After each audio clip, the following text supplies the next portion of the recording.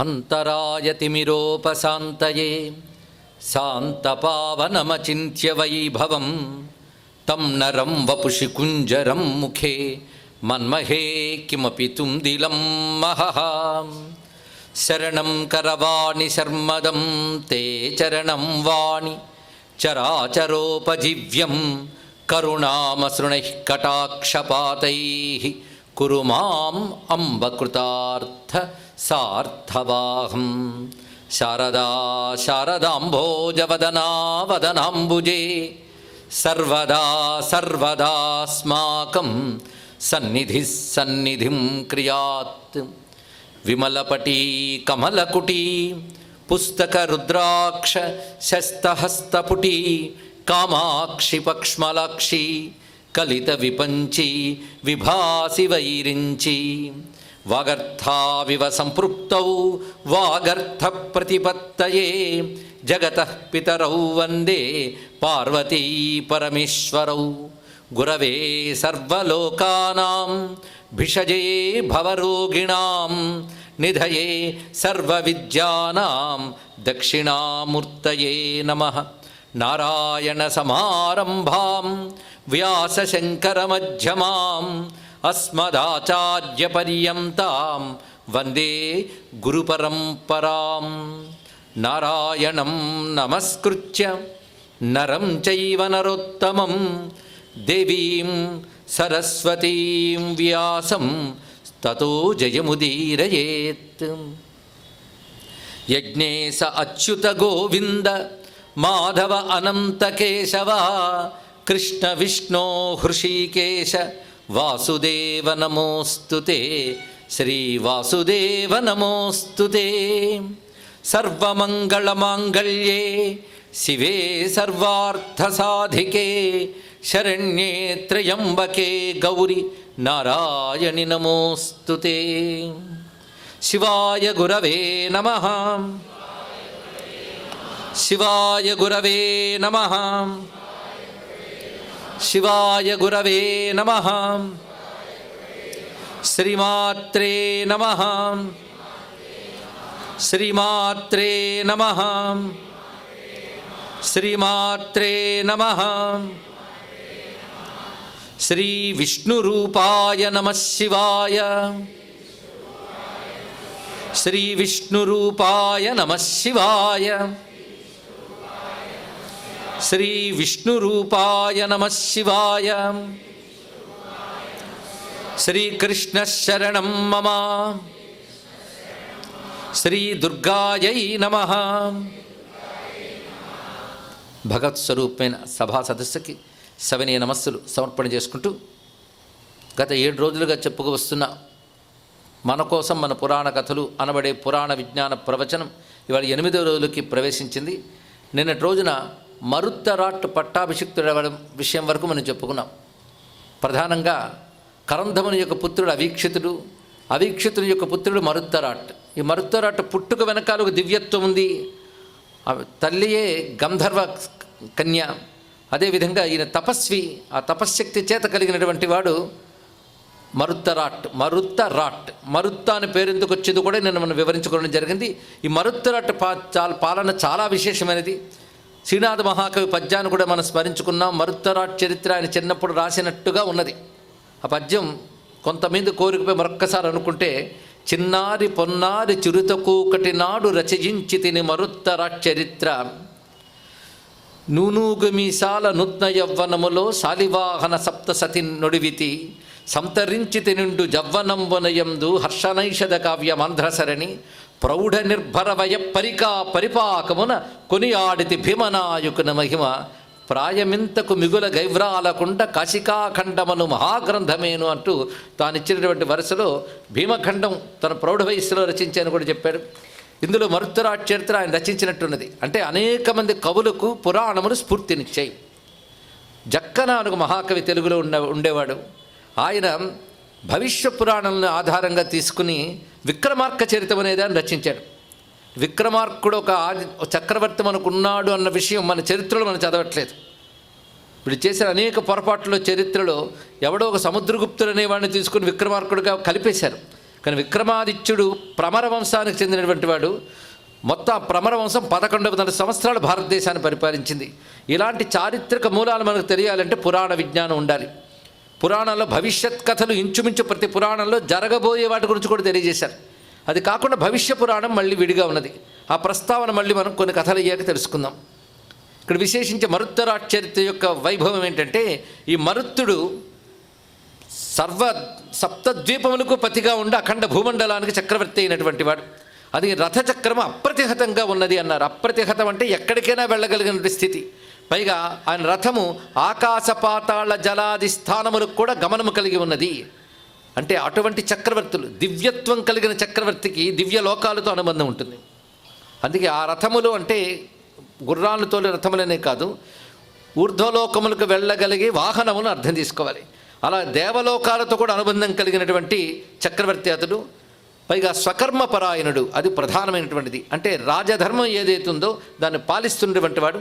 తల్లిదండ్రుల నుంచి పరంపర నుంచి వచ్చిన రాజధర్మాన్ని పాటించడమే కాకుండా ఇంద్రాది దేవతలు కూడా ఆయనకు అనుకూలంగా ఉండేవారు. కారణం ఇందులోని దివ్యాంశం ఒకటి, ఆయనకి యజ్ఞయాగాది క్రతువుల్ని పద్ధతిగా చేయడం ఒకటి.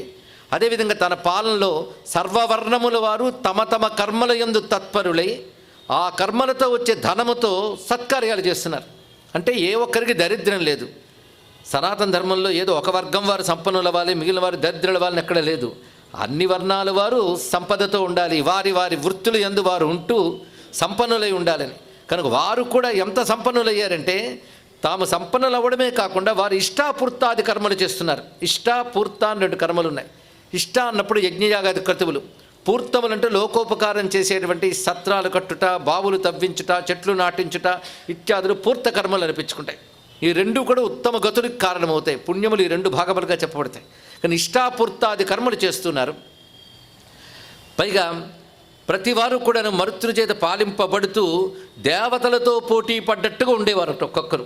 అంటే అంత చక్కగా వైభవంతో ఉన్నారు. పైగా అందరు భూమి యందున్న రాజులందరూ కూడా ఆయనకు విధేయులై ఉన్నారు.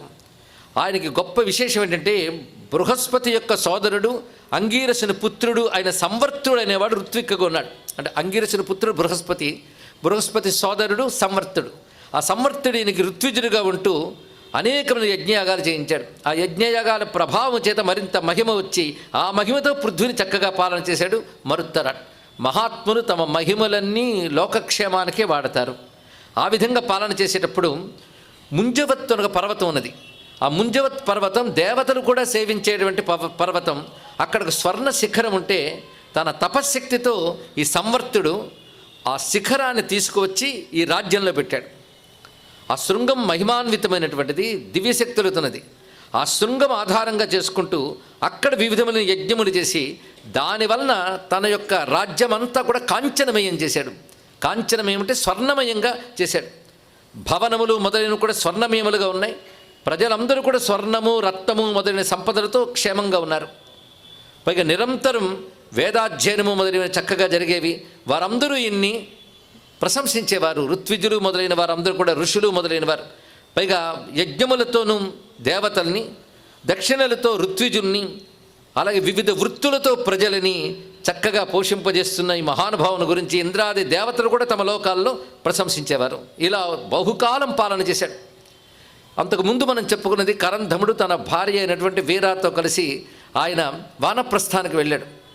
ఇంచుమించు తండ్రి కూడా అదే పని చేశాడు. నేను పాలన చేయను, 10 మంది మధ్య ఓడిపోయానని లోపలకు చిన్న నాకు అపరాధ భావం ఉన్నది కనుక నేను పాలన చేయనని తన కొడుకు అనగా కరంధముని పౌత్రుడు మనవడినే పట్టాభిషేకం చేసిన మరుత్తరాట్ని. ఈ సమయంలో అక్కడ ఆ మహానుభావుడు కరంధముడి యొక్క వృత్తాంతం చెప్తున్నారు. ఆయన ఆ అరణ్యంలో ఉంటూ బహుకాలం తపస్సును ఆచరించి బహుకాలం తపస్సు చేశాడు.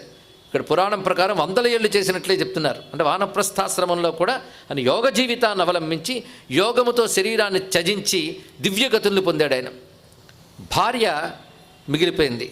ఆమె తాను ఋష్యాశ్రమంలో ఉంటూ తాను తపస్సులోనే ఉన్నది అన్నారు. ఇక్కడ దీన్ని బట్టి తెలుసుకోవాల్సిన, పతి వెళ్ళిన తర్వాత కూడా ఆమె తపస్సును ఆచరిస్తూ అక్కడ ఉన్నటువంటిది. తాను 100 సంవత్సరాలు అలా తపస్సు చేస్తున్నది అక్కడ. అంటే అప్పుడు వాళ్ళ ఆయువులు నిన్ననే మనం ప్రస్తావన చేసుకున్నాం. పూర్వ యుగాల ఆయువులు వేరు, ఆ శరీరములు వేరు, ప్రమాణములు వేరు, శక్తులు వేరు. అప్పుడున్నటువంటి బీజములు, వృక్షముల శక్తులు కూడా వేరు. యుగాలు మారుతున్న కొద్ది అవి తగ్గిపోతూ ఉంటాయని ప్రమాణములు పురాణములన్నీ మనకు చెప్తున్న అంశంలో యుగజ్ఞానం ఒకటి చాలా అవసరం అండి. ఆనాటి యుగాల నాటి వాళ్ళు కనుక ఆమె అప్పుడు తపస్సు చేస్తూ భార్గవ మహర్షి అంటే భృగువంశీకుడైనటువంటి మహర్షుల ఆశ్రమంలో ఉంటూ తపస్సును ఆచరించుకుంటున్నది. అక్కడ ఋషుల్ని శుశ్రూష చేస్తూ ఆమె తపస్సును ఆచరిస్తూ జడలు పెంచుకున్నది. భర్తని చింతన చేస్తూ తపస్సును చేస్తున్నది. ఈమె ఇలా ఉంటూ ఉండగా ఒకరోజు ఆమె కబురు పంపించింది మరుత్తరాట్ వద్దకు. ఏమిటా కబురు అంటే, ఒక తపస్సు వచ్చి తెలియజేస్తున్నాడు. ఏమనంటే, మీ నాన్నమ్మ నాకు చెప్పమన్న మాటలు చెప్తున్నాను, నువ్వు అసలు రాజువేనా అని ప్రశ్నించినది. పితుర్మాత తవాహేదం దృష్ట్వా తాపసమండలం విషాభిభూత మురగేర్ మదోన్మత్తైర్ నరేశ్వర. రాజు అయినప్పుడు నీ పాలన ఎలా ఉండాలి? రాజు ఎప్పుడు చారాంధుడు కారాదు అన్నారు. ఇవన్నీ గుర్తుపెట్టుకోవాలండి, పాలనకు కావలసిన విషయములు. ఎందుకంటే సనాతన ధర్మం సంపూర్ణమైన జీవితాన్ని చెప్తుంది. అందుకని కేవలం పరలోకము గురించి లేదా పరతత్వం గురించి మాత్రమే కాదు, సంపూర్ణ జీవనం. అంటే ధర్మ అర్థ కామ మోక్షమని మానవుడికి కావలసిన సంపూర్ణ పురుషార్థాల గురించి చెప్పడమే కాకుండా ధర్మము భక్తి జ్ఞానముల యొక్క అనుబంధం తెలియాలి. అందుకే ముందు ధర్మం, ఆ ధర్మంలో మళ్ళీ క్షాత్రధర్మం, ఋషుల ధర్మం, వివిధ ధర్మములు ఉంటాయి. ఇది క్షాత్రధర్మం, పాలకుల యొక్క ధర్మము. ఇప్పుడు పేర్లు మారి ఉండవచ్చు కానీ పనులు మాత్రం ఉన్నాయిగా, కనుక ఇవి పాలకుల ధర్మాలు అని అన్వయించుకోవాలి ఇక్కడ. దీన్ని బట్టి ఎలాంటి పాలన అప్పుడు ఈ భారతదేశంలో మహర్షులు చెప్పారో మనకు అర్థమవుతుంది. అలాంటిది భవ్యమైన ఉత్తమమైన పాలనా వ్యవస్థ యుగాల క్రితమే కలిగిన దేశంలో మనం వాటికి వారసత్వంగా ఉన్నామని ఒక ఎరుక కలగాలి. ఆ ఎరుకతో మనం ఆలోచించినట్లయితే ఇక్కడ పితామహస్తే స్వర్యాత సమ్యక్ సంపాల్యమేదిని, నీ తాత అద్భుతంగా పాలన చేశాడు. మీ నాన్న పాలన చేయలేదు కానీ ఉన్నంతకాలం మీ తాతను అనుసరిస్తూ చక్కగా చేశాడు. తర్వాత ఇద్దరూ కూడాను రాజ్యాన్ని విడిచిపెట్టారు, నీకు విడిచిపెట్టారు. అలాంటి నువ్వు చారాంధత యతోస్తీయం దుష్టాదుష్టన్న విత్స్యత్. చారాంధత అంటే చార వ్యవస్థ అని ఉంటుంది. చారులు అంటే మన గూఢ చారులు అంటూ ఉంటాం. అంటే ఎప్పటికప్పుడు దేశంలో ప్రతి విషయాన్ని తెలుసుకుంటూ రాజుకు తెలియజేసి తద్వారా ఏం చెయ్యాలి అనేటువంటి ప్రణాళిక వేసే వ్యవస్థ పేరు చార వ్యవస్థ. ఆ చార వ్యవస్థ సరిగ్గా లేకపోతే చారాంధత అంటుంది. అది రాజ్య వ్యవస్థలో గూఢచార వ్యవస్థ నేత్రస్థానంలో చెప్పబడుతుంది. ఇంటెలిజెన్స్ అంటాం మనం ఇక్కడ. అది ముందు ఆ ఇంటెలిజెన్స్ రిపోర్ట్ రావాలండి. అది ఎక్కడ ఏం జరుగుతుందో ముందుగా పసిగట్టాలి. అందుకని ఒక్కసారి తీవ్రవాదుల దాడి జరిగింది అంటే ముందు తెలుసుకోలేకపోయారని దోషమే. అది తెలియాలి. నువ్వు అది తెలుసుకోలేకపోయావు. ఎందుకంటే ఇక్కడ కొంత దూరంలో ఒక ఆశ్రమం ఉన్నది. నేను ఉన్నటువంటి భార్గవాశ్రమాల సమీపంలో ఒక మహర్షుల దగ్గర మొత్తం సర్పములు ప్రవేశించి 7 ఋషులని కాటు వేసి చంపాయి. ఇది తప్పు. అంతేకాదు దష్టా మునిసుతా సప్త దూషితాశ్చ జలాశయా స్వేదమూత్ర పురుషేణ దూషితం సుశ్రుతం హవి అపరాధం సముద్దిశ్య దత్తో నాగబలిశ్చిరాత్. 7 కాటు వేయడమే కాకుండా అక్కడున్న జలాశయాలని అగ్నిహోత్రాలని అవి మాలిన్యాలతో పాడు చేసే స్వేద మూత్ర పురుషేణ వీటితో పాడు చేసాయి. ఎందుకంటే హవిస్సులవి పవిత్రంగా ఉండాలి. అలాంటిది ఆ యజ్ఞశాలల్ని ఇవన్నీ పాడు చేస్తున్నాయి. ఇవి జరిగినప్పటికీ కూడా ఇవి జరిగాయి అంటేనే నీలో లోపం ఉంది. ఎక్కడైనా జరిగింది అంటే పాలకుల్లో లోపం ఉంది అని ప్రశ్నించే వాళ్ళు ఇప్పుడు ఉండేవారండి. నీలో లోపం ఉంది, నేనేం చేస్తాను అమాయకంగా అనొచ్చు. ఇది జరగకుండా చూడాలి. ఎవరు ఎలా ప్రవేశిస్తున్నారు ఏమిటో తెలుసుకునే చార వ్యవస్థ నీకు లేదా? అది దోషం కదా. ఇలాంటి పని నీకు పూర్వపు రాజులు ఎవరు ఉండగా జరగలేదు. ఇప్పుడు జరిగింది కనుక నీదే బాధ్యత. ఏతే సమర్థామనయో భస్మీకర్తం భుజంగవాన్ కింత్వేషాన్నాధికారోత్ర త్వమేవాత్ర అధికారవాన్. ఇక్కడ గొప్ప మాట చెప్పారు. ఈ సత్పాలని తొలగించగలిగే శక్తి ఋషులకు లేకపోలేదు, కానీ వాళ్ళు తొలగించరు. ఆ బాధ్యత నీది. రాజైన వాడు రక్షించాలి. మళ్ళీ రామాయణం వైపు పెడితే ఇదే మాట కనబడుతుంది. ఋషులు వచ్చి రామచంద్రమూర్తిని శరణు వేడతారు అరణ్యకాండలో. స్వామి, రాక్షసులు ఎంతోమంది ఋషుల్ని పొట్టను పెట్టుకుంటున్నారు కనుక నువ్వే రక్షించాలి అంటే, నేనున్న చోట ఆర్త శబ్దం వినబడకూడదు అన్నాడు. అంటే ఎవరు పీడతో బాధపడకూడదు, నేను రక్షిస్తానన్నాడు. అప్పుడు సీతమ్మ చెప్తుంది, అరణ్యవాసానికి వచ్చి నువ్వు ఆయుధాలతో తిరగడం ఏమిటయ్యా అంటే, నేను అరణ్యవాసానికి సన్యాసిలా రాలేదు, క్షత్రియుడిగానే వచ్చాను కనుక రక్షించడం నా ధర్మం అన్నాడు. పైగా ఇప్పుడు వచ్చిన వాళ్ళు ఎవరనుకున్నావు? శరణ్యాహ శరణంగతా. ఒక్కొక్క ఋషి సామాన్యుడు కాదు. నన్ను శరణు వేడారు కానీ అందరూ శరణి వేడితే రక్షించగలిగిన సమర్థులు ఒక్కొక్కరు కూడా సామాన్యుల. అలాంటి మహర్షులు ఒక్కొక్కరు వాళ్ళు హుంకరిస్తే ఎవడు నిలబడు. అయినా వాళ్ళు రాక్షసుల్ని ఎందుకు సంహరించలేదు అంటే తపస్సుల్ని కాపాడుకోవడం కోసం. గొప్ప విషయం అండి, ఇది ఒకటి తెలుసుకోవాలి. అందుకు ఋషులంటే చేతకాని వాళ్ళు కారు. శాపం చేతనే, దృష్టి మాత్రం చేతనే, సంకల్ప మాత్రం చేతనే దగ్ధం చెయ్యగలరు, కానీ చెయ్యరు. ఎందువల్లను అంటే వాళ్ళ తపస్సు వ్యర్థమైపోతుంది. వాళ్ళ తపస్సు లోకక్షేమం కోసం చేస్తున్నారు. లోకక్షేమం కోసం చేస్తున్న తపశ్శక్తిని ఈ సంహారం కోసం వినియోగిస్తే ఆ తపస్సుకి వ్యర్థమైపోయింది కదా. అందుకే లోకక్షేమం కోసం, తపస్సును కాపాడుకోవడం కోసం ప్రాణాలనైనా త్యజిస్తున్నారు. అలా చాలామంది వెళ్ళిపోయారు. అది తెలుసుకోవాల్సింది. ఎందుకంటే ఈ శరీరం ఎలాగో అనిత్యమే, తపస్సు నిత్యం. కానీ తపస్సును కాపాడుకుంటే నిత్యమైన స్థితి లభిస్తుందనే ఉద్దేశంతో వాడు తపస్సును కాపాడుకుంటున్నారు, ప్రాణాలను విడిచిపెడుతున్నారు. చూసావా? కనుక లోకక్షేమం కోసం వాళ్ళు తపస్సులను ఆచరిస్తుంటే లోకక్షేమం కోసం వాళ్ళ తపస్సుల్ని రక్షించవలసిన బాధ్యత నాకుంది అన్నాడు రామచంద్రమూర్తి. ఈ విషయాన్ని మనం పరిశీలించితే ఇదే రాజనీతి వ్యవస్థలో చెప్తారు. ఒక్కొక్కరు ఎవరు ఏది చేసినా అందులో కొంత కప్పము రాజుకు వెళ్ళాలి. ఎందుకంటే రాజు యొక్క పాలన, రక్షణ ప్రజలు పొందుతారు కనుక వాళ్ళకి ఆ బాధ్యత ఉన్నది. అలా మహర్షులు మొదలైన వారు చేసే తపస్సుల యొక్క ఫలంలో 6వ భాగం రాజుకు వెళుతుంది. కనుక తపస్సులు ఎంత పెరిగితే పాలనకు అంత రక్షణ ఏర్పడుతుంది, అది ఉద్దేశం. కనుక వాళ్ళ తపస్సు నుంచి 6వ పాలు కప్పంగా తీసుకున్న వాడికి వాళ్ళని రక్షించవలసిన బాధ్యత ఉంది కదా. అది మునివాటికలను కూడా రక్షించాలి. ఇదే విషయంలో భాగవతంలో మనకి శృంగి మహాముని కథ దగ్గర, శమీక మహర్షి కథ దగ్గర కనబడుతుంది. శ్రద్ధగా గుర్తుముండి ఉంటే పరీక్షిత్ మహారాజు దాహం వేసి నీరు అడిగినప్పుడు శమీకమని సమాధి స్థితిలో ఉంటే ఆయన ఉక్రోషం వచ్చి ఆయన మీద చచ్చిన పామును వేసి వెళ్ళిపోతాడు. దాని తర్వాత అతను పుత్రుడు చూసి ఎవడేది వేశాడో అతను 7 రోజుల్లో మరణిస్తాడు, తక్షకుడు కాటుకని చెప్పేస్తాడు. ఆ తర్వాత సమాధి నుంచి వచ్చే శమీకుడు ఎంత పని చేసేవయ్యా అంటాడు శృంగిని. అన్నప్పుడు ఒక మాట అంటాడు, అలాంటి రాజు ఉంటేనే మనం ఇలా తపస్సులు చేసుకోగలుగుతున్నాం. అది పాలకులు గొప్పగా ఉంటేనే లోకానికి కానీ దివ్యత్వకు కానీ పనికొచ్చే తపస్సులు సాగుతాయి. అలాంటిది నువ్వు తొందరపడి చెప్పించావు, నష్టం మనకి, ఆయనకు కాదని చెప్పాడు. ఇలాంటివన్నీ అన్వయించుకుని చూడాలి. ఎందుకంటే అది పురాణ కథే, ఇవి పురాణ కథలే మనం ఒక దగ్గర చెప్తున్నాం. కానీ పురాణ కథలు అన్నీ ఒకేలా ఉంటాయి. యుగాల క్రితం ఉన్న మరుత్తరాట్ చరిత్ర, అటు తర్వాత జరిగిన రామచరిత్ర, అటు తర్వాత జరిగిన భారతం, అటు తర్వాత భాగవత వృత్తాంతం, అన్నిట్లోనూ ఒకే అంశం ఎలా కనబడుతుందో పరిశీలిస్తే పురాణాలు 18 అయినా 36 అయినా సనాతన ధర్మం మాత్రం ఒక్కటే. ఇది తెలుసుకోండి. ఒకటే స్రోతస్సు, అది పాలనా వ్యవస్థ మారలేదు, అప్పటికిప్పటికి కొనసాగుతుంది. ఇంకా అందమైన ఆకారాలు తీసుకుంటూ ఉన్నది తప్ప మూల స్రోతస్సు నుంచి బయటకు రాలేదు. అది పునాదిగా సనాతన ధర్మ రాజనీతి ఎలా ఉంటుంది, వైదిక రాజనీతి ఎలా ఉంటుందో దీన్ని బట్టి తెలుస్తున్నది. కనుక నీకు రక్షించవలసిన బాధ్యత ఉన్నది. పైగా చార వ్యవస్థ ఎలా ఉండాలంటే రాజు ఎప్పుడు భోగదృష్టితో ఉండకూడదు. ఇది చాలా ప్రధానమైన అంశం. ఇక్కడ రాజు అనే మాటని పాలకుడనే కాకుండా అధికారి ఎవరైనా అన్వయించుకోవచ్చు. ఇక్కడ తాను 10 మందిని మేనేజ్ చేసేవాడికి ఎవరికైనా ఇది వర్తిస్తుంది. ఇక్కడ వాడు భోగదృష్టి కూడదు. అధికారం లభించిందంటే కొన్ని లగ్జరీస్ వస్తాయి. వాడు అడుగు వేస్తే తలుపు తీసి కారు పెట్టుకుని నిలబడే వాళ్ళు ఇత్యాదులు వస్తారు. భోగం లభించిందని సంతోషించడం కాదు, అది బాధ్యత అని తెలుసుకోవాలి. రాజుకి అంతవరకు భోగం తెలుసా, నెత్తి మీద అభిషేక జలం పడే వరకే అన్నది. ఇదండి నాన్నమ్మ పంపించిన మెసేజ్. అంటే ఎలా ఉండేవారో స్త్రీలు చూడండి. ఎక్కడో అరణ్యంలోనో నాకెందుకు పోతే పోని అనుకోకుండా మనవడు రాజ్యపాలన చేస్తున్నాడు. ఇది సన్యాసం కాదు, వానప్రస్థం. క్షాత్రధర్మం రక్షింపబడాలి. అందుకు ఆ తల్లి వార్త పంపించింది. అక్కడున్న ఒక ఋషి ద్వారా ఈ వార్త పంపించి చెప్పిస్తుంది. అభిషేక జలం యావన్నమృద్ధి వినిపాచ్యతే తావత్ సుఖం భూపిదజైర్ భోగజం ప్రాప్యతే నృప. అభిషేక జలం నెత్తిన పడే వరకే భోగం గురించి ఆలోచించాలి. ఇంకా అక్కడి నుంచి కూడాను సుఖపడ్డానికి అనుకున్నావా?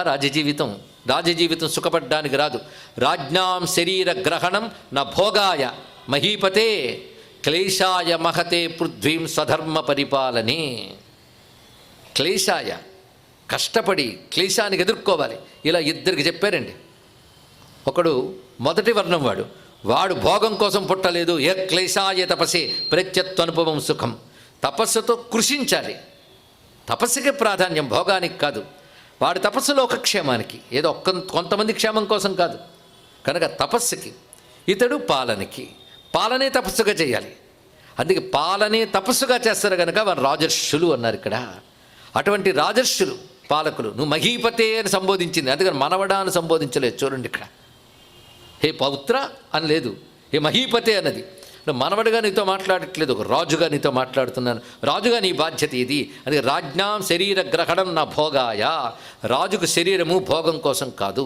ఇహ క్లేశో, ఇక్కడ క్లేశం పడితే పృథ్వీని ధర్మపాలనగా చేస్తే అనంతరం నీకు అనంతమైన సౌఖ్యం ఉంటుంది. ఇక్కడ ఇది తెలుసుకోవాలి.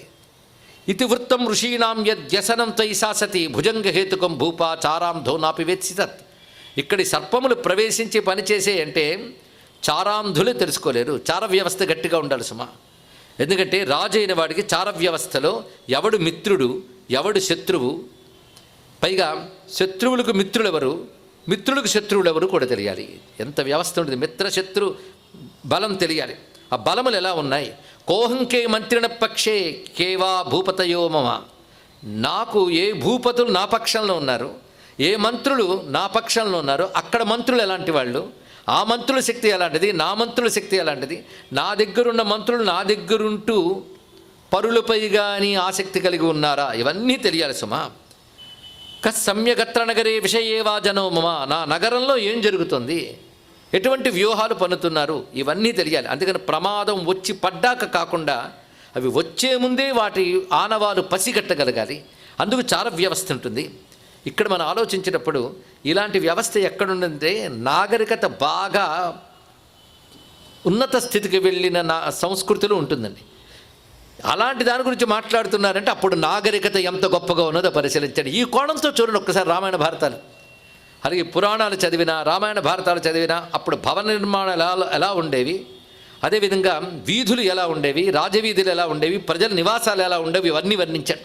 పృథు చక్రవర్తి కథ ఒక్కడు చూసినా చాలు. పృథ్వీని ఎంత పద్ధతిగా జనావాసాల కింద అరణ్యాలకి ఆయా వృత్తులకు అనుగుణంగా ఎలా మలచాడో పృథు చక్రవర్తి. అంటే ఇదంతా నాగరికత కాదు, కానీ యుగాల నాడే అద్భుతమైన నాగరికత కలిగినటువంటి భారతీయ సంస్కృతికి వినమ్రంగా నమస్కారం చేసుకున్నాం. అది పురాణాలు చూస్తూ ఉన్న కొద్దీ మనకి మనమైనటువంటి నాగరికత వైభవం కూడా కనబడుతుంది. అంతేగాని భారతీయులంటే ఆధ్యాత్మికవాదులు భౌతికతకి ఎక్కువ ప్రాధాన్యం ఇవ్వరు అనేటువంటి ఒక అపవాదం అనుకున్నది. అది అపవాదు మాత్రమే. భౌతికత గురించి బాగా తెలుసుకున్నవాడు మాత్రమే ఆధ్యాత్మికత గురించి మాట్లాడగలడు. ఇది తెలుసుకోండి. ఇక్కడ ఒక పర్వత శిఖరం మీద ఎక్కాడు అంటే కొండంతా ఎక్కడైనా అర్థం కదా. కనుక ఆధ్యాత్మికత అనే శిఖరం గురించి భారతీయ సంస్కృతి చెప్పిందంటే భౌతికత అనే పర్వతం అంతా ఎక్కిందని అర్థం. ఇది తెలుసుకోవాలి ఇక్కడ. అది మొత్తం భౌతికతను పరిశీలించి అప్పుడు ఆధ్యాత్మికతత్వాన్ని చెప్పగలిగారు. ఇది గమనించితే ముందు భౌతికంగా మన సంస్కృతి ఇచ్చిన పరిధానం ఏమిటో అది ముఖ్యం తెలుసుకోవాలి. అది కాదనే కదా పురాణాలని ఈ తరం అంతా పగిపెట్టింది. ఈ తరం ఏంటి, కనీసం 2-3 తరాలు మన సంస్కృతిని పక్కన పెట్టేసేయండి ఉన్నమాట. అందుకే తర్వాత తరాలు ఏమీ తెలియకుండా పోయింది. పిల్లలకి చెప్పాలంటే తల్లిదండ్రులకు తెలియాలి కదా. ఈ తల్లిదండ్రులకు తెలియాలంటే మా అమ్మలకి తాతలకి తెలియాలి కదా. మా అమ్మల తాతల కాలంలోనే తెలియకుండా పోయింది. అవునా లేదా? ఇటువంటి పరిస్థితి కారణం మనది కేవలం ఆధ్యాత్మికవాదము అనుకోవడం వల్ల. కానీ భౌతికంలో దేన్ని నిరసించలేదు మనవారు. మీరు విజ్ఞాన శాస్త్రము యొక్క అన్ని రంగములు ఏవో ఉన్నాయో అన్నిటికీ పురాణముల యొక్క కంట్రిబ్యూషన్ ఉంది. తెలుసుకోండి. ఇక్కడ పురాణాలు వాటన్నిటిని మనం పరిశీలించవచ్చు, ఎన్ని విషయములు గోచరిస్తున్నాయో. అందుకే ఇప్పుడు ఈ విషయం రాజనీతి వ్యవస్థ గురించి మనం ఇంత ఎందుకు చెప్తున్నామంటే ముందు పాలనా వ్యవస్థ చాలా అవసరం. అందుకే ఎక్కువ రాజుల చరిత్రలు పురాణాలు ఎందుకు చెప్పాయంటే కొట్టుకోవడాలు యుద్ధాల గురించి కాదు, ధర్మం కోసం, పాలన కోసం, శాంతం కోసం, శౌర్యం. కనుక శాంతం ఎంత లక్షణంగా ఉండాలో శౌర్యం కూడా అంతే లక్షణంగా ఉండాలి. శౌర్యం లేనిది శాంతం లేదు. అందుకే శౌర్య వ్యవస్థ ఏ విధంగా ఉండేది, నీతి వ్యవస్థ ఎలా ఉండేది, ఇవన్నీ అద్భుతంగా చెప్పబడుతుంది. లేకపోతే అన్వీక్షకి, త్రయీ, వార్త, దండనీతి అని 4 భాగములుగా రాజనీతి శాస్త్రం ఉంటుందండి. అన్వీక్షకి అంటే ఇప్పుడు చార వ్యవస్థ మొదలైన దాంట్లో సర్వం పరిశీలించడం. అదేవిధంగా వేదాది శాస్త్ర పరిజ్ఞానం ఉండాలి. వార్త అంటే జీవనోపాయం అని అర్థం, న్యూస్ అని కాదు. జీవనోపాయములు, అందరు వృత్తులు జీవనోపాయాలు.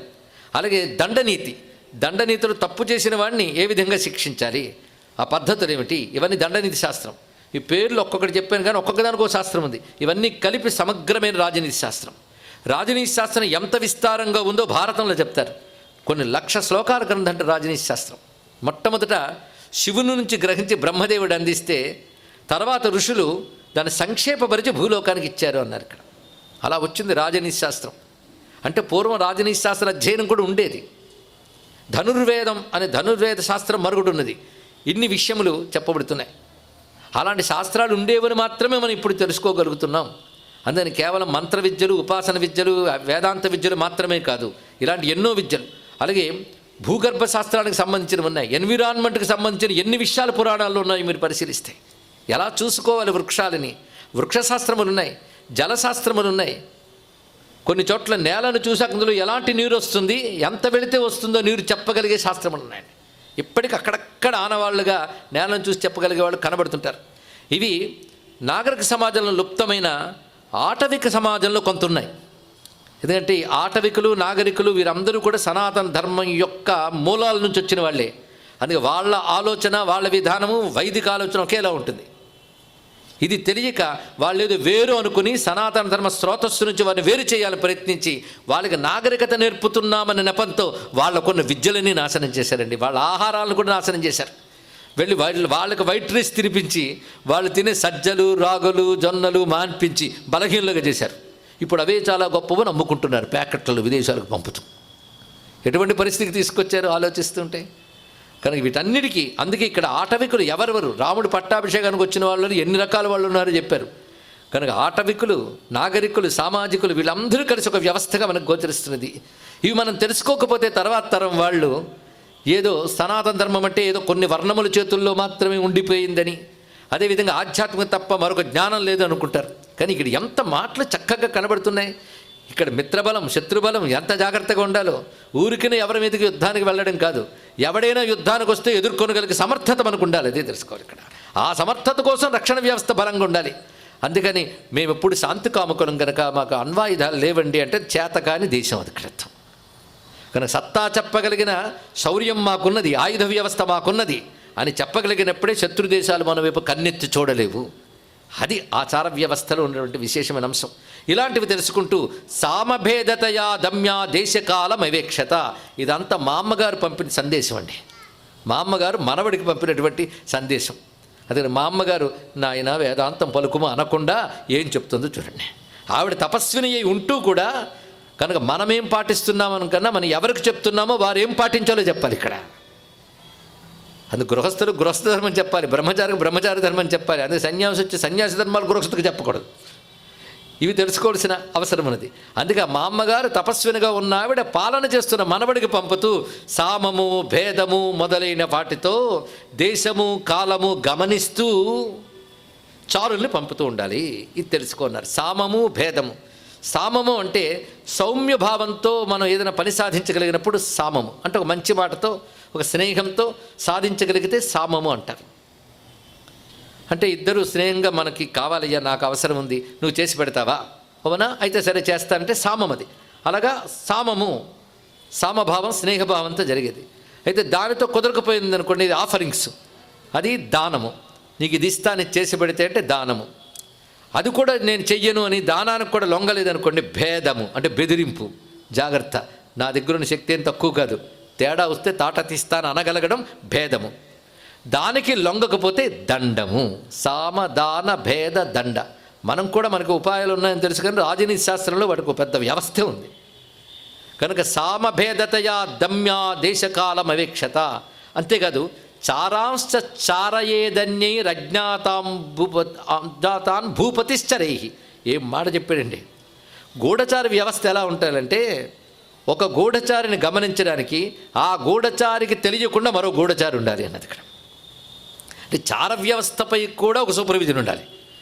అంత చారుడికి కూడా తన గమనిస్తున్న చారుడు ఉన్నాడని తెలియకూడదుట. ఏమి పాలన, ఏమి మాటలు. అంటే అడవికి వెళ్ళి అన్నేళ్ళైనా ముసలావిడికి అంత అద్భుతమైన రాజనీతి జ్ఞానం ఉందో చూడండి. అందుకే సచివాది సర్వేషు చారాన్ దద్యాన్ మహీపతి. చార వ్యవస్థ అన్ని వ్యవస్థల కంటే గొప్పది. రాజ్యాంగముల్లో నిన్న చెప్పుకున్నాం మనం, మంత్రి, సామంత, పురోహిత, చార, ఇచ్చ, సేనాధ్యక్షులు వీళ్ళందరిలో చార వ్యవస్థ చాలా గొప్పది. ఎందుకంటే మంత్రుల వల్ల రాజ్యం చక్కగా నిర్వహింపబడుతుంది. కానీ ఆ మంత్రులకు కూడా చారులు ఉండాలి, వాళ్ళని గమనిస్తూ కూడా చారులు ఉండాలి. ఇచ్చాదౌ భూపతి నిత్యం కర్మణ్యాసక్తమానస. ఇలా ఉంటూ క్షణం కూడా ఏమరపాటు లేకుండా భోగములకు విశ్రాంతికి స్థానం ఇవ్వకుండా 1000 కళ్ళతో గమనించుకోవాలి రాజు. అంతేగాని వీళ్ళందరూ చేసి పెడతారు కదని హాయిగా భోగాలు అనుభవిస్తాను కాదు. వాళ్ళందరినీ గమనించుకుంటూ తాను చెప్పినవి జరుగుతున్నాయో లేదో పరిశీలిస్తూ చేయాలి. ఇది ఇంకా కష్టం. అంతేగాని సైన్యం పని సేనాధ్యక్షుడు చూస్తాడు, ఇంకా రాజ్యం పని మంత్రులు చూసుకుంటారు. అంటే వాళ్ళందరూ చూసుకుంటారు కదా, నేను భోగాలు అనుభవిస్తాను అంటే ఆ రాజ్యం నిలబడదు. ఇది కూడా అని చెప్తున్న ఏ దినం తథారాత్రి నతు భోగపరాయణ, పగలు రాత్రి కూడా భోగముల కోసం వెళ్లకుండా ఉండాలి. సమ్యక్ పాలయిత పృథ్వీ సధర్మంచ మహీపతే, ఈ పాలన చేయాలి. ఇప్పుడు ఇదే సమయంలో గుర్తొస్తున్నా కానీ చెప్పుకోవాలి, రామాయణంలో ఇలాంటివి చాలా కనబడతాయి. ముఖ్యంగా అయోధ్యకాండలో 100వ సర్గలో రామచంద్రమూర్తి భరతుడితో కచ్చిత్ సర్గ అంటూ పాలన ఎలా ఉందని అడుగుతాడు. అక్కడ కొంత గోచరిస్తుంది. ఇంకా మీరు వెతుకుతూ ఉంటే చాలా చోట్ల కనబడుతూ ఉంటుంది. భారతం అయితే మొత్తం రాజనీతి శాస్త్రం పుంఖాలకు కనబడుతుంది. ఎన్ని రకాల నీతులు చెప్తాడు. నీతులు అంటే ఇప్పుడు సామధాన భేద దండోపాయాలు. అందులో అవతలవాడు కానీ దుర్వ్యూహాలతో ఉంటే మనం ఏదో అమాయకంగా నేను మాత్రం అలా ఉండనండి అంటే కుదరదు. ఆ దుర్వ్యూహాలతో కొట్టగలిగే వ్యూహాలు కొన్ని ఉంటాయి. అలాంటి కణిక నీతి మొదలైన నీతులున్న పేర్లతో సహా ఉన్నాయండి. ఎన్ని నీతి శాస్త్రాలు ఉన్నాయో తెలుసా మనకి? నీతి శాస్త్రాలు వందలాదులు ఉన్నాయి. ఆ మధ్యకాలంలో పాండ్యరాజు యొక్క మంత్రి సోమదేవుడు రచించే నీతి శాస్త్రం బయటకు వచ్చింది. ఎన్ని నీతి శాస్త్రాలు అండి! చాణక్యుడి నీతి సూత్రాలు. మన బాధాకరమైన అంశం ఏంటంటే అర్థశాస్త్రం గురించి ప్రస్తావన చేస్తే Adam Smith father of economics అంటాం, కానీ తత్పూర్వుడే అయినటువంటి చాణక్యుడి గురించి కౌటిల్యుడి గురించి మనకు తెలియని పరిస్థితులు ఉన్న బాధాకరమైన అంశం కాదండి. ఇలాంటి పరిస్థితుల్లోనే ఎప్పుడో మృతమైపోయిన బాబిలోనియా సంస్కృతి గురించి మాట్లాడుతూ అప్పుడు ఈ విజ్ఞానం ఉండేది అంటారు. అది మృతమైపోయింది, ఆ సంస్కృతి లేదు ఇప్పుడు. కానీ ఇప్పటికీ సజీవంగా అప్పటి నుంచి ఉన్న జ్యోతిర్విజ్ఞానం ఇవన్నీ భారతీయ సంస్కృతిలో ఎప్పటి నుంచి ఉన్న ఈ మాట తేరు. అదేమిటో ప్రపంచంలో ఇతర దేశాల్లో జరుగుతున్న పరిశోధనలన్నీ భారతీయ సంస్కృతి గొప్పతనం ఏమాత్రం బయటకు వచ్చిన నోరు నొక్కేస్తున్నారు. ఇది కూడా ఆలోచించవలసిన అంశం. ఏది చెప్పినా సరే అని వాళ్ళకి అనుయాయులుగా ఉంటూ భారతీయులుగా పుట్టిన పాశ్చాత్య హృదయంతో బతుకుతున్న కోట్లాది మంది భారతీయులు దానికి మద్దతుగా మాట్లాడుతుంటారు. ఇది బాధాకరమైన అంశం. చరిత్ర తవ్వితే అంతరిక్ష విజ్ఞానం కానీ భౌతిక విజ్ఞానం కానీ యుగాల నాడే కలిగినటువంటి సంస్కృతి మనదని చెప్పడం పురాణ కథల యొక్క మహాప్రయోజనం. అందుకే మన కోసం మన పురాణ కథలు ఆ కోణాల్లో పరిశీలించాలి. ఇలా చెప్పి ఆవిడ ప్రోత్సాహపరిచింది. సమ్యక్ పాలత పృథ్వీ సధర్మంచ మహీపతే పాలనాయ క్షితే క్లేశం అంగీకర్తుమిహార్హసి. సింహాసనం ఎక్కాలంటే క్లేశానికి అంగీకరిస్తేనే సింహాసనం ఎక్కు, లేకపోతే లేదు. సింహాసనం ఎక్కేక క్లేశానికి వెనకాడుస్తుమా, ఇది బాధ్యస్సుమా. అంటే శిష్టాన్ పాలయ రాజస్వం ధర్మ షడ్భాగమాప్స్యసి. నువ్వు శిష్టుల్ని పాలన చేయాలి. పాలన చేస్తే ధర్మంలో 6వ భాగం నీకు వస్తున్నది. ఏతన్మయోక్తం సకలం యత్తవాహం పితామహి కురుష్వేవం స్థితి యత్తే రోచతే వసుధాధిప. ఆ మాటల తీరు చూడాలండి. మాట తీరు గురించి భారతీయ సంస్కృతి చెప్పిన విధానం అద్భుతం. మా అమ్మగా నేను ఈ మాటలు నీకు చెప్పాను, నువ్వు విని ఆలోచించి నీకు ఏది హితమోది చెయ్యన్నది. మళ్ళీ అతనికి స్వేచ్ఛ ఇచ్చినట్లే. అక్కడికి అచ్చం కృష్ణ పరమాత్మ అంత భగవద్గీత చెప్పి నీకు ఏది ఇష్టమో చెయ్యన్నాడు. ఇక్కడ నువ్వు చెప్పిందే నాకు ఇష్టం అనిపించి అప్పుడు ఆ మాట అన్నాడు. ఇక్కడ అదేవిధంగా ఇక్కడ ఆ విధంగా చెప్పగానే ఒక్కసారి అనుకున్నాడు. ధిగ్మాంచారార్థమిత్యుక్త్వా నిస్సస్య సగృహే ధనుహు. ఒక్కసారిగా అతనికి ఏమిటి నా చారత్వం దిక్కడిచ్చి నా చారత్వం ఏమిటి ఎలా ఉన్నది, తప్పు ఉంది నాది ఒప్పుకోవాలండి. కొందరికి అహంకారం ఒప్పుకోనివ్వదు. అవతల వాడు చెప్పినా సమర్థించుకుంటారు. వెంటనే ఒప్పుకుని వెంటనే ధనుస్సు తీసుకున్నాడు. ఇప్పుడు నేను ఏ విధంగా రక్షిస్తానో సమస్త దేవజాతి గడగడ వణుకుతూ చూచుగాక అని చెప్పి ఆయన ఆశ్రమ ప్రాంతానికి చేరాడు. అక్కడ భృగు మహర్షి ఆశ్రమానికి కొంత దూరంలో ఔర్వ మహర్షి ఆశ్రమం ఉన్నది. ఆ ఔర్వ మహర్షి ఆశ్రమ సమీపంలో జరిగిన ఘట్టం ఇక్కడ. ఈ సర్పముల యొక్క దురాగతం అక్కడ జరిగింది. తిన్నగా అక్కడికి వెళ్ళి తాను ఒక భవ్యమైన అస్త్రాన్ని ప్రయోగించాడు. దానికి అది సంవర్తకము అనబడే ఒక అస్త్రాన్ని ధనుసుకు సంధించాడు. అది ప్రయోగించగానే ఆ సంవర్తక అస్త్రం బహురూపాలతో వెడుతూ ఆ నాగజాతిని మొత్తం దెబ్బతీయడం మొదలుపెట్టిందండి. రసాతలానికి వెళ్ళి, నిన్న కథ గుర్తుంది కదా, ఇప్పుడు ఇటు వద్దాం. ఆ రసాతలంలో నాగులన్నీ ఇంకా తట్టుకోలేక బయటకు వచ్చి భామిని వద్దకు వెళ్ళి శరణి వేడాయి. గుర్తున్నదా భామిని అంటే ఎవరు? అధీక్షితుడి భార్య, అంటే మరుత్తరాట్ యొక్క తల్లి. కబురు పంపింది మా అమ్మ. ఈ సర్పములన్నీ వెళ్ళి భామినితో బతిమలాడాయి. భామిని పోల్చుకుంది వాటిని. తాను తపస్సును ఆచరిస్తున్నప్పుడు దేవదూత ఇచ్చి అభయం ఇచ్చాక తాను శరీర పోషణ చేసుకుంటూ తపస్సు చేస్తుంటే ఒక నాగరాజు, వృద్ధ నాగు తన్ని రసాతల లోకానికి తీసుకువెళితే నాగులన్నీ ఆమెను సత్కరించి, అమ్మా నీకు పుట్టబోయే పుత్రుడి వల్ల నాగులకు అపకారం లేదా అపచారం జరుగుతుంది అని ఒక మాట విన్నాం. అపకారం జరుగుతుందని, నువ్వే కాపాడాలమ్మా అని ముందే అన్నారు. అంతేగాని ఏ విధమైన అపకారమో అనేది అప్పటి తరానికి తెలియదు. తరం మారింది, ఇప్పుడు వచ్చింది అపకారం. కనుక వాటిని గుర్తు చేస్తూ పెద్ద పాములన్నీ బయలుదేరి, ఇదివరకు నిన్ను మొరపెట్టుకున్నాం కనుక ఇప్పుడు నీ పుత్రుడు సమర్థకమనే అస్త్రాన్ని ప్రయోగించి ఈ నాగజాతి మొత్తాన్ని దగ్ధం చేస్తున్నాడు, నువ్వే రక్షించాలి అతడి నుంచి అనగానే, పైగా త్వామృతే శరణం నాణ్యత్ కృపాంకురు యశస్విని, నువ్వు తప్ప మరొక శరణు లేదమ్మా అంటే వెంటనే భర్త దగ్గరికి వచ్చి అంటుందామె. అంటే అవీక్షితుడి దగ్గరికి వచ్చి, భర్తారమా సా సాధ్వి ససంభ్రమమిదం వచ, తడబడిపోతూ అంటున్న మాట ఏంటంటే, పూర్వమేవ తవాఖ్యాతం, గుర్తుందా నన్ను దృఢకేశరి రాక్షుడు పట్టుకున్నప్పుడు నువ్వు వచ్చి నన్ను రక్షించావు, ఎవరు నువ్వు అడిగావు, అప్పుడు నీకు వృత్తాంతం చెప్పాను, నేను ఈ విధంగా తపస్సును ఆచరిస్తుంటే నన్ను ఒక రాజురాజు తీసుకువెళ్ళాడు, వాళ్ళందరూ ఇలా అడిగారు అని చెప్పాను, గుర్తుందా? ఆ నాగులు ఇప్పుడు నన్ను వచ్చి శరణు వేడుతున్నాయి. ప్రోక్తం అభ్యర్థనాపూర్వం మమాసీత్ తనయం ప్రతి తయమే అభ్యాగత భీత దైహ్యం తే తస్య చేదస, భయంతో వణికిపోతూ నీ కొడుకు పరాక్రమం యొక్క తీవ్రతకి తగలబడిపోతూ వచ్చి శరణు వేడుతున్నారు. అయితే నీకెందుకు చెప్పుకోవడం అంటే, నన్ను శరణు వేడారంటే నిన్ను శరణు వేడినట్లే. యా ఏమాం శరణమాపన్నా స్తేత్వాం శరణమాగతా, అంటే అపృథక్ ధర్మాచరణ యాతాహం శరణంతవ, కనుక నువ్వు వేరు నేను వేరు కాదు గనక నువ్వు శరణాగత ధర్మాన్ని అనుసరించి నీ కొడుకు యొక్క కోపాన్ని శమింపజేయాలి అని చెప్తే వెంటనే అంటున్నాడు, కొడుకు చేసిన దాని తప్పేం కనిపించట్లేదే నాకు అన్నాడు. విషయం తెలుసుకుని, మహాపరాధేన ఈతం మరుత్త క్రోధమాగత దుర్నివిత్య మహమ్మన్యే తస్య క్రోధం సుతస్యతే, మహాపరాధం చేసే ఆ సర్పములు, అటువంటప్పుడు పాలకుడిగా ఆయన ధర్మం వాటిని శిక్షించడం అనేటువంటిది, అందుకు శిక్షించడానికి సిద్ధపడ్డాడు. ఆ క్రోధాన్ని నేను నివారించలేను అన్నది. వెంటనే నాగులన్నీ కలిసి అంటున్నాయి, శరణాగతాస్తవయం ప్రసాద క్రీతా నృప క్షత్రశార్త పరిత్రా నిమిత్తం శస్త్రధారణం, వాళ్ళు అపరాధం చేశారనేది నిజమే, కానీ మేమొచ్చి నేను శరణు వేడుతుంటే శరణాగత రక్షణ కూడా రాజధర్మమే కదా, దండనీతి అనుసరించి శిక్షించిన ఎంత ధర్మమో శరణాగతులను రక్షించడం కూడా అంత ధర్మమే కదా. వెంటనే అది ఆలోచించాడు, నేను ప్రయత్నిస్తాను, వెళ్ళి అతను నిలువరించే ప్రయత్నం చేస్తాను, పైగా నాది శరణాగత ధర్మం అని చెప్పారు కనుక నా స్వధర్మాన్ని పాలన చేసుకోవాలి, దండనీతిని అనుసరించి అపరాధికి శిక్ష వేస్తానది ఆయన స్వధర్మంగా, అంటే శరణాగతులను రక్షించడం కూడా రాజధర్మం కనుక నేను అది చేయాలి. ఇప్పుడు రెండు రాజధర్మాలే, ఇప్పుడు రెండింటి మధ్య ఘర్షణ, ఎలాంటి పరిస్థితి ఏర్పడిందండి.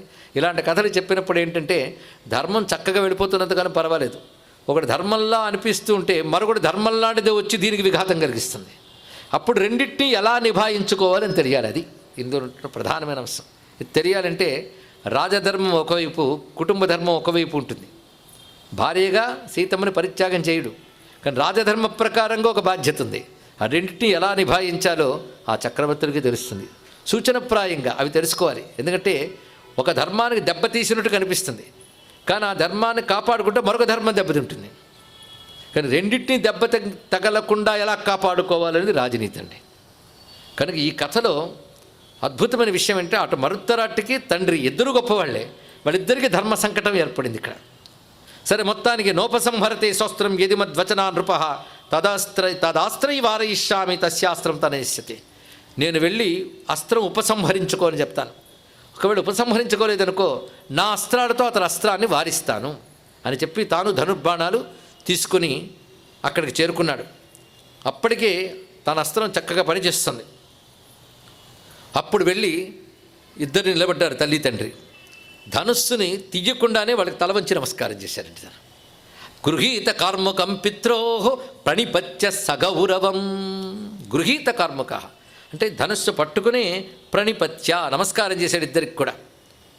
అప్పుడు తండ్రి చెప్తున్నాడు, ఈ పన్నగ గణాలు నన్ను శరణు వేడాయి అంటే ఈ పన్నగ గణాలు నాకు ద్రోహం చేశాయి, అందుకే ఇవి నాకు అపరాధులు. శాసతీమాం మయమహీం పరిభూయ బలం మమ సప్త ఆశ్రముపాగమ్య దష్టాముని కుమారకాహ. నేను శాసించే భూమి యందు వీరు అక్రమంగా ప్రవేశించి 7 మునికుమార్ని సంహరించి అక్కడున్న ప్రకృతిని మొత్తం నాశనం చేశారు. అందుకే నేను నివారించను. నా నివారయితవ్యోహం బ్రహ్మఘ్నాన్ ప్రతిపన్నగాన్. ఋషుల్ని ఈ విధంగా చేసిన పన్నగముల్ని నేను విడిచిపెట్టను అంటే అవీక్షిత్ అంటున్నాడు. యజ్జేభిర్నిహితా విప్రాయాస్యంతి నరకమృతా మమేతత్క్రీతాం వాక్యం విరమాస్త్ర ప్రయోగత. వాళ్ళు ఋషుల్ని సంహరించిన సత్వములు కనుక అవి చచ్చేక ఎలాగూ నరకానికి వెళ్తాయి కదా అన్నాడు. కనుక చచ్చేక నరకానికి వెళ్తే నిజమే, కానీ వీళ్ళని నేను కానీ అపరాధుల్ని క్షమించి వేస్తే నేను నరకానికి పోతానన్న చచ్చేక అన్నాడు ఆయన. ఇప్పుడేం చెప్తావు? అదే నాహమేషాం క్షమిష్యామి దుష్టానం అపరాధినాం. దండించవలసిన వాళ్ళని దండించకపోతే పాలకుడు నరకానికి వెళతాడు. ఇది ఒక శాస్త్రం. ఇది శంఖలిఖిత వృత్తాంతంలో మహాభారతంలోనే చెప్తారు. ఇక్కడ ఎంత విశేషం ఏంటంటే దండనగానే పొందితే తప్పు చేసిన వాడి పాపం ఇక్కడే పోతుందండి, వాడికి నరక బాధ ఉండదు. దండించితే రాజుకు నరకం ఉండదు. కనుక శిక్ష పొందడం తప్పు చేసిన వాడికి ఒక యోగం, శిక్షించడం రాజుకు యోగం, ఇద్దరూ పాపరహితులు అవుతారు. ఇది ఆ కథ అద్భుతంగా మనకి భారతంలోనే చెప్పబడుతుంది. ఆ వృత్తాంతాన్ని ఇక్కడ గమనించుకోవాలి. అందుకు నాహమేషాం క్షమిష్యామి దుష్టానం అపరాధినాం. అపరాధి అయిన దుష్టుణ్ణి వాడి నేరం రుజువైన తర్వాత క్షమించరాదు. నా నిగ్రహేయతామ్యేషాం, నేను నిగ్రహించరు సుమా. లేకపోతే అహమేవ గమిష్యామి నరకం, నేను నరకానికి పోతాను కదా అంటే, అలా అంటే వీళ్ళు నన్ను శరణ వేడారు కదా, వీళ్ళకి రక్షణ ఇవ్వకపోతే నా రాజధర్మం దెబ్బతింటుంది, నేను దుర్గతులు పాలవుతాను. కానీ ఇది నేను కాపాడుకోవాలి అని చెప్తూ ఉంటే, నాహమేషాం క్షమిష్యామి అని ఆయన చెప్తూ ఉంటే, మామేతే శరణం ప్రాప్త అని ఈయన చెప్తూ ఘర్షణ జరుగుతోంది అక్కడ. ఇలా అవుతున్న పరిస్థితుల్లో ఈయన తన అస్త్రాన్ని ఉపసంహరించను అన్నాడు. అప్పుడు ఆయన అవీక్షితులు కాలాస్త్రం అనే దాన్ని తాను సంధించాడు ధనస్సుకి. కాలాస్త్రం ఎప్పుడైతే సంధించాడో అప్పుడు ఈయన అంటున్నాడు, నువ్వు కాలాస్త్రాన్ని సంధించి నన్ను చంపడానికి సిద్ధపడిపోయేవే, నేను చేసిన ధర్మమని నీకు అనిపించలేదా? నాపై నువ్వెందుకు కాలాస్త్రాన్ని ప్రయోగిస్తున్నావు? ఎందుకంటే నీ కొడుకు స్వధర్మాన్ని ఆచరిస్తుంటే నువ్వు ప్రోత్సహించాలి, కానీ అతన్నే నువ్వు సంహరించడానికి సిద్ధపడుతున్నావా అన్నాడు. ఎందుకంటే నేను నీపై ప్రయోగించలేదు, నువ్వు నాపై ప్రయోగిస్తున్నావు. అంటే నేను శరణాగత ధర్మానికి ప్రాధాన్యం ఇస్తున్నాను. శరణాగత ధర్మానికి ప్రాధాన్యం ఇచ్చినప్పుడు నన్ను శరణు వేడిన వాళ్ళని రక్షించడంలో ఎవడు అడ్డొచ్చినా నేను సహించను. అంటే ఆ మాటకు వస్తే, నాన్న క్షత్రియుడు తన ధర్మం పాటించేటప్పుడు ఎవరు అడ్డొచ్చినా సహించకూడదు అంటారు కదా అన్నాడు. ఇప్పుడు కనుక నేను ఎవరు అడ్డొచ్చినా సహించకూడదు. మిత్రం వా బాంధవో వాపి పితావా యదివా గురు ప్రజాపాలన విఘ్నాయ యో హంతవ్య సభూభృత. గొప్ప మాట చెప్పాడు. మిత్రుడైనా బంధువుడైనా తండ్రి అయినా పెద్దలైనా రాజుకి ప్రజాపాలనలో విఘ్నం కలిగిస్తే అది, అందుకని మీరు నచ్చకపోతే అని కాదు, ఇక్కడ ప్రజాపాలనలో విఘ్నం కలిగిస్తే వాడిని తొలగించవచ్చు అన్నారు. కనుక నేను ఈ విధంగా ఉండవలసి వస్తుంది. మయాదుష్టా నిఘంతవ్యా సంతో రక్షామహీక్షిత. ఒకటే మాట, సత్పురుషుల్ని రక్షించాలి, దుష్టుల్ని శిక్షించాలి, అంతే. ఇక్కడ ఏమిటంటే ఒక తెగ నుంచి వచ్చి ఒకడు తప్పు చేస్తే ఆ తెగకి ప్రతినిధిగా అతను వచ్చాడు కనుక కొడితే తెగంతరికి బుద్ధి వచ్చేటట్టు కొట్టాలి. ఇది తెలుసుకోవాలి. మళ్ళీ వాళ్ళు తలెత్తకూడదు, అలా కొట్టాలి. ఎందుకంటే వాళ్ళు ఒక తెగకు ప్రతినిధులుగా వచ్చి దురాగతాలు చేసినప్పుడు మళ్ళీ దురాగతం చేయకుండా తెగంతరికి బుద్ధి రావాలండి, అది తెలుసుకోవాల్సింది ఇక్కడ. అందుకే ఏవో కొన్ని సర్పాలు వచ్చి కొట్టాయి అంటే గుంపులుగా వచ్చాయి కదా, మొత్తం సర్పజాతికి భయపడితే ఇంకా ఏ సర్పం ఆ పని చేయదు, ఇది తెలుసుకోవాలి. అది తెలియక పోన్లే పాపను విడిచిపెడితే వాళ్ళు తిరిగి ప్రమాదకారులుగా తయారవుతారు. అది ఏ కాలానికైనా అప్లై చేసుకోవాలండి ఇక్కడ. అందుకు తీవ్రవాదులు దుర్మార్గులు అయినటువంటి వారిని శిక్షించేటప్పుడు ఆ తెగ మొత్తం భయపడేలా శిక్షించాలి, మళ్ళీ వాళ్ళు తలెత్తకూడదు. అటువంటి ఆలోచన కలగాలి ఇక్కడ. అందుకు నేను ఈ పని చేస్తున్నాను. ఇమేచ దుష్టాభుజగా కోపరాధోత్రమే ద్విజాహ. నేను ఏ అపరాధం చేశానయ్యా? వాళ్ళ పట్ల నా ధర్మం నేను నిర్వర్తిస్తున్నాను. ఏ అపరాధం చెయ్యనటువంటి ఋషుల వద్దకు వాళ్ళు కాటు వేస్తారా? వాళ్ళు కొట్టారా ఏమిటి? కారణమే లేదు కదా. అంటే ఇలా వాదన జరుగుతున్నది. ఆ సమయంలో ఆశ్చర్యకరంగా అక్కడికి అనేక మంది మహర్షులు విచ్చేశారు, ఋషులు. ఇలాంటి సమయంలో వచ్చినప్పుడు ఆ మహర్షులు వాళ్ళిద్దరిని కూడా ఆపి మీరు కొంచెం నిభాయించుకోండి అని చెప్తున్నారు. తదలం విగ్రహే చోభౌ రాజవర్యౌ ప్రసీదతాం. మీరు ప్రసన్నులు కండి. ముఖ్యంగా మేము ఇప్పుడు చేసేది ఏమిటంటే ఆ నాగులకు మేము నచ్చజెప్పి మరణించిన 7గురిని తిరిగి బతికిస్తాం. ఎందుకంటే వారి దేహములు అక్కడే ఉన్నాయి. అవి చూసొచ్చేది మహాకోపంతో ధనుసును సంధించాడు కాబట్టి మేము చెప్తాం అంటూ ఉంటే అక్కడికి వీర వచ్చింది. ఆ సమయంలో వీర అంటే మా అమ్మ వచ్చింది. సాతు వీరా సమభ్యత్య పుత్రమేతదభాషత. కొడుకుతో చెప్తుంది అవీక్షితుడితో, నువ్వు మనవణ్ణి ఏం అనడానికి వీల్లేదు, ఎందుకంటే నా మాట బట్టే అతను ఈ పని చేశాడు. మద్వాక్షాదేశతే పుత్రో హంతున్నాగాన్ కృతోద్యమ, నా మాట బట్టే ఈ పని చేశాడు ఇక్కడ అని చెప్పగానే, పైగా ఋషులందరూ చెప్పగా నాగదేవతలు వచ్చి నమస్కారం చేసి, మేము మరణించినటువంటి మునిపుత్రుల్ని బ్రతికిస్తాం అని చెప్పి నాగదేవతలు దివ్యౌషధాలతో విషాన్ని హరించి వాళ్ళని బ్రతికించారు. అదేవిధంగా అక్కడ ఉన్న ప్రకృతిని అంతటా మళ్ళీ శుద్ధి చేసి ఇకపై ఇవి జరగదు అని మాట ఇచ్చారు. అప్పుడు ఉభయులు అస్త్రాల్ని ఉపసంహరించుకున్నారు. ఈ విధంగా మరుత్తరాట్టు ధర్మరక్షణకి ఆ విధంగా సిద్ధపడ్డాడు. ఈ వృత్తాంతం చాలా దివ్యమైన సుమా అని చెప్తూ, అటువంటి మరుత్తరాట్టు రాజధర్మాన్ని అనుసరించి ప్రభావతి, సవ్వీరి, సుకేశి, కేకయి, సైంధవి, వపుష్మతి అనే పత్నులతో ధర్మబద్ధంగా రాజ్యపాలన చేశాడు. ఒక్కటి ఆయన గురించి చెప్పాలంటే, యస్య తుల్యో పరో రాజా నభూతో నభవిష్యతి. ఇదొక్కటి మరుత్తరాటు గురించి. ఇంకా పురాణాలు పరిశీలిస్తే ఇంకా మరుత్తరాటు గురించి బాగా తెలియవచ్చు. కానీ ప్రధానంగా కొంత తెలుసుకున్న ధర్మనిష్ట. ఆ ధర్మనిష్టలో తనవారు పెరవారనే మాట లేదు, అలా నిలబడ్డాడు. తండ్రి అలాంటి ధర్మాన్ని ఉన్నాడు. రెండు ధర్మములు ఘర్షణ చేస్తున్నప్పుడు ఋషులు కూడా సహకరించారు, దేవతలు సహకరించారు. అది అక్కడున్న గొప్ప విషయం. ఈ విధంగా ఇరువురు ధర్మములు రక్షింపబడ్డాయి. అందుకే మరుత్తరాట్ వంటి రాజు ఇదివరకు లేడు, ఇకపై రాడు అని చెప్పారు. ఎందుకంటే సత్వవిక్రమయుక్తస్య రాజర్షే రమితోజిస తస్సైతచ్చరితం శ్రుత్వా మరుత్తస్య మహాత్మనః జన్మచాగ్రిజన్ ద్విజశ్రేష్ఠ ముచ్యతే సర్వకిల్బిషై. మరుత్తరాట్ చరిత్ర చెప్పినప్పుడు మాత్రం ఒక మాట అన్నారు, ఎవరైతే మరుత్తరాట్ చరిత్రని శ్రద్ధగా వింటారో వారికి పాపనాశనం జరుగుతుంది అని చెప్పారు. అంటే కొందరు రాజర్షులు వారిని స్మరిస్తే చాలు చిత్తశుద్ధి ఏర్పడుతుందండి. అలాంటి మహాత్ములు వారు. అలాంటి రాజర్షి గురించి చెప్పి, ఆ మరుత్తరాట్ యొక్క పుత్రుడు నరిష్యంతుడు అనేవాడు. ఎందుకంటే ఈ కథ అంతా మార్కండేయుడు చెప్తుంటే కౌష్టికి అనే మహానుభావుడు వింటున్నాడు. విని, నాకు తదనంతరం వచ్చిన రాజుల గురించి కూడా చెప్పు అంటే కొందరు గురించి చెప్తానన్నాడు మార్కండేయుడు. నరిష్యంత ఇతిక్షాతో మరుత్తస్యాభవత్సుత. మొత్తం నరిష్యంతుడు అనేవాడు ఆయనకు పుత్రుడు. అంటే మరుత్తరాట్టుకు మొత్తం 18 మంది సంతానం. అందులో మొదటివాడు నరిష్యంతుడు. ఆ జ్యేష్ఠుడే తర్వాత రాజయ్యాడు. మరుత్తరాట్టు మొత్తంగా 70,015 సంవత్సరాలు పాలన చేశాడండి ఇక్కడ. అంటే ఇవి మనం వింటే ఆశ్చర్యపోవచ్చు, కానీ అప్పటి ఆయువులు అనుకోవచ్చు, లేదా ఎక్కువ కాలం పాలన చేసాం తృప్తిపడిపడతారు. ఇక్కడ మొత్తాన్ని బహుకాలం పాలన చేశాడు. తర్వాత ఆయన కూడా పూర్వధర్మాలను అనుసరించి ఏకాగ్రచిత్త స నృప తప్వా తత్ర తపోమహాత్ ఆరురోహ దివం విప్ర. ఆ మహానుభావుడు కూడా వానప్రస్థానికి వెళ్ళి ఏకాగ్రచిత్తంతో తపస్సును ఆశ్రయించి సద్గతిని పొందారు. ఆ విధంగా తర్వాత వచ్చినటువంటి నరిష్యంతుడు. ఈ నరిష్యంతుడు అద్భుతమైన రాజు. ఈయన తన పూర్వీకుల గురించి తలంచుకొని ఒకటి అనుకున్నట్ట, వాళ్ళు ఇంతింత అద్భుతాలు చేశారే, వాళ్ళ ముందు నేనంతా అనుకున్నాడు. అటువంటి వినయ స్వభావం. ఒక్కసారి పూర్వీకుల చరిత్ర తెలుసుకుని పాలన చేయాలి. అందుకే కురుకర్మైవ తస్మాత్వం పూర్వతరీకృతం అన్న మాట నేను చెప్పుకున్నాం. పూర్వతరాలను ఒక్కసారి తలంచుకోవాలంటే, తలంచుకుంటే గర్వించే జాతి భారత జాతి. అందుకని వెనక్కి చూస్తే సిగ్గుపడే జాతి ఏం కాదు. ఒక్కొక్కరు ఎలాంటి వాళ్ళు, ఎలాంటి మహాత్ములు. అందుకే స్వామి వివేకానంద ఒక మాట చెప్తాడు, విదేశాలన్నీ తిరిగి వచ్చి భారతదేశ యువతకు సందేశం చెప్పాడు. మిగిలిన చోట్ల ముందుకు వెళ్ళండి అని చెప్తాను, నా దేశం వాళ్ళకి మాత్రం వీలైనంత వెనక్కి వెళ్ళండి అని చెప్తానన్నాడు. ఎందుకు వెనక్కి వెళ్ళండి అని చెప్తానంటే, మీరు వెనక్కి వెళుతున్న కొద్దీ మహా చరిత్రలు ఉన్నటువంటి దేశం నాది అని. ఎంత వెనక్కి వెళితే అంత గొప్పతనం చూపిస్తుంది ఈ దేశం. ఎంత వెనక్కి వెళితే అక్కడ డొల్లతనం ఉంటుంది అక్కడ. కానీ వెనక్కి తిరిగే కొద్దీ గర్వించదగ్గ అంశం ఉన్న దేశం కనుక వెనక్కి వెళ్ళండి నేను చెప్తాను. అలా వెనక్కి వెళ్ళగా మీకు వచ్చిన జ్ఞాన సంపదతో ముందుకు వెళ్ళండి అని చెప్పాడు మహానుభావుడు. అది సందేశం.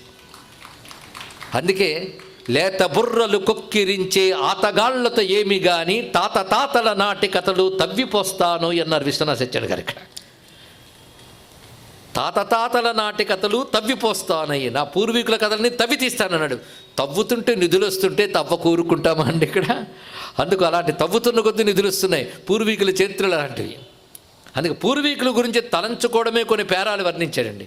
ఎటువంటి రాజులు ఒక్కొక్కరు వారి ధర్మంలో ఎలా ఉండేవారు, శౌర్యంలో ఎలా ఉండేవారు, యజ్ఞయాగాది క్రతువులు ఎలా చేసేవారు, వినయ సంపదలు ఎలా ఉండేవాళ్ళు. ముఖ్యంగా రాజుల దగ్గర ఉన్న విశేషం ఏంటంటే, వాళ్ళు విద్యావంతులై, వివేకులై, తపస్సులై పాలన చేశారు.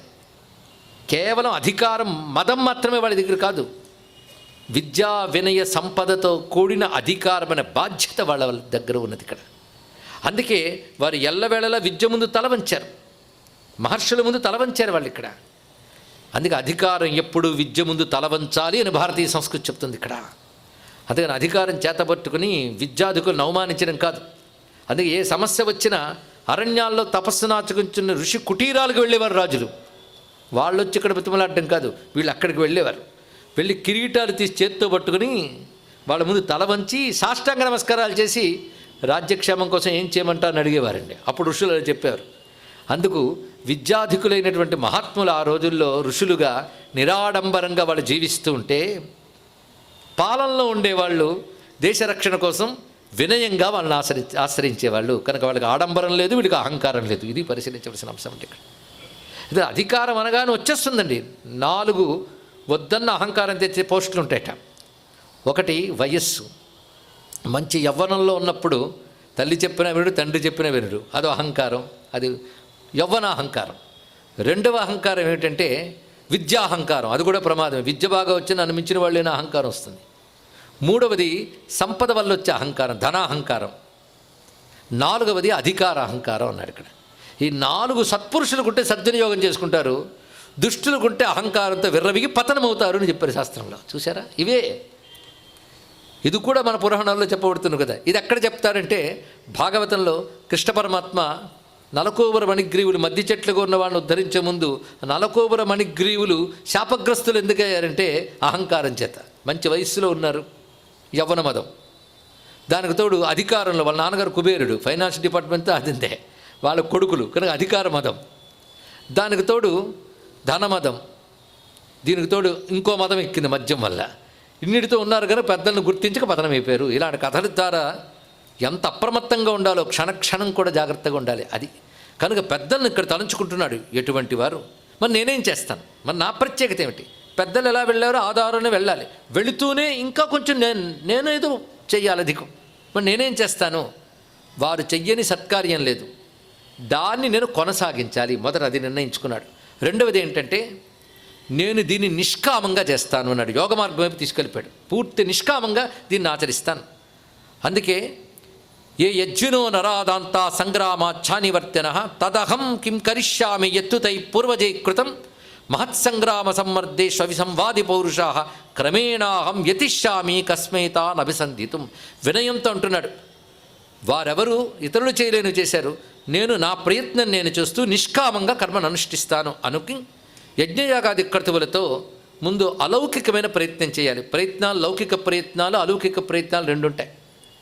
అంటే బయట కనబడేటువంటి, ఉదాహరణకి వరదలు ఏవో వచ్చాయనుకోండి, బయట మన ఏదో రక్షణ ఏర్పాటు చేస్తాం, బయట ప్రయత్నాలు.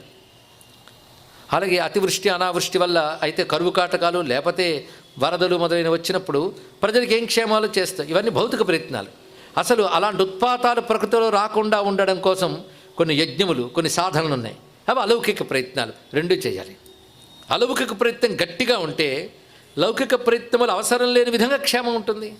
అందుకే యజ్ఞయాగాది కర్తవ్యులు మొదలైనవి చేస్తున్నాడు.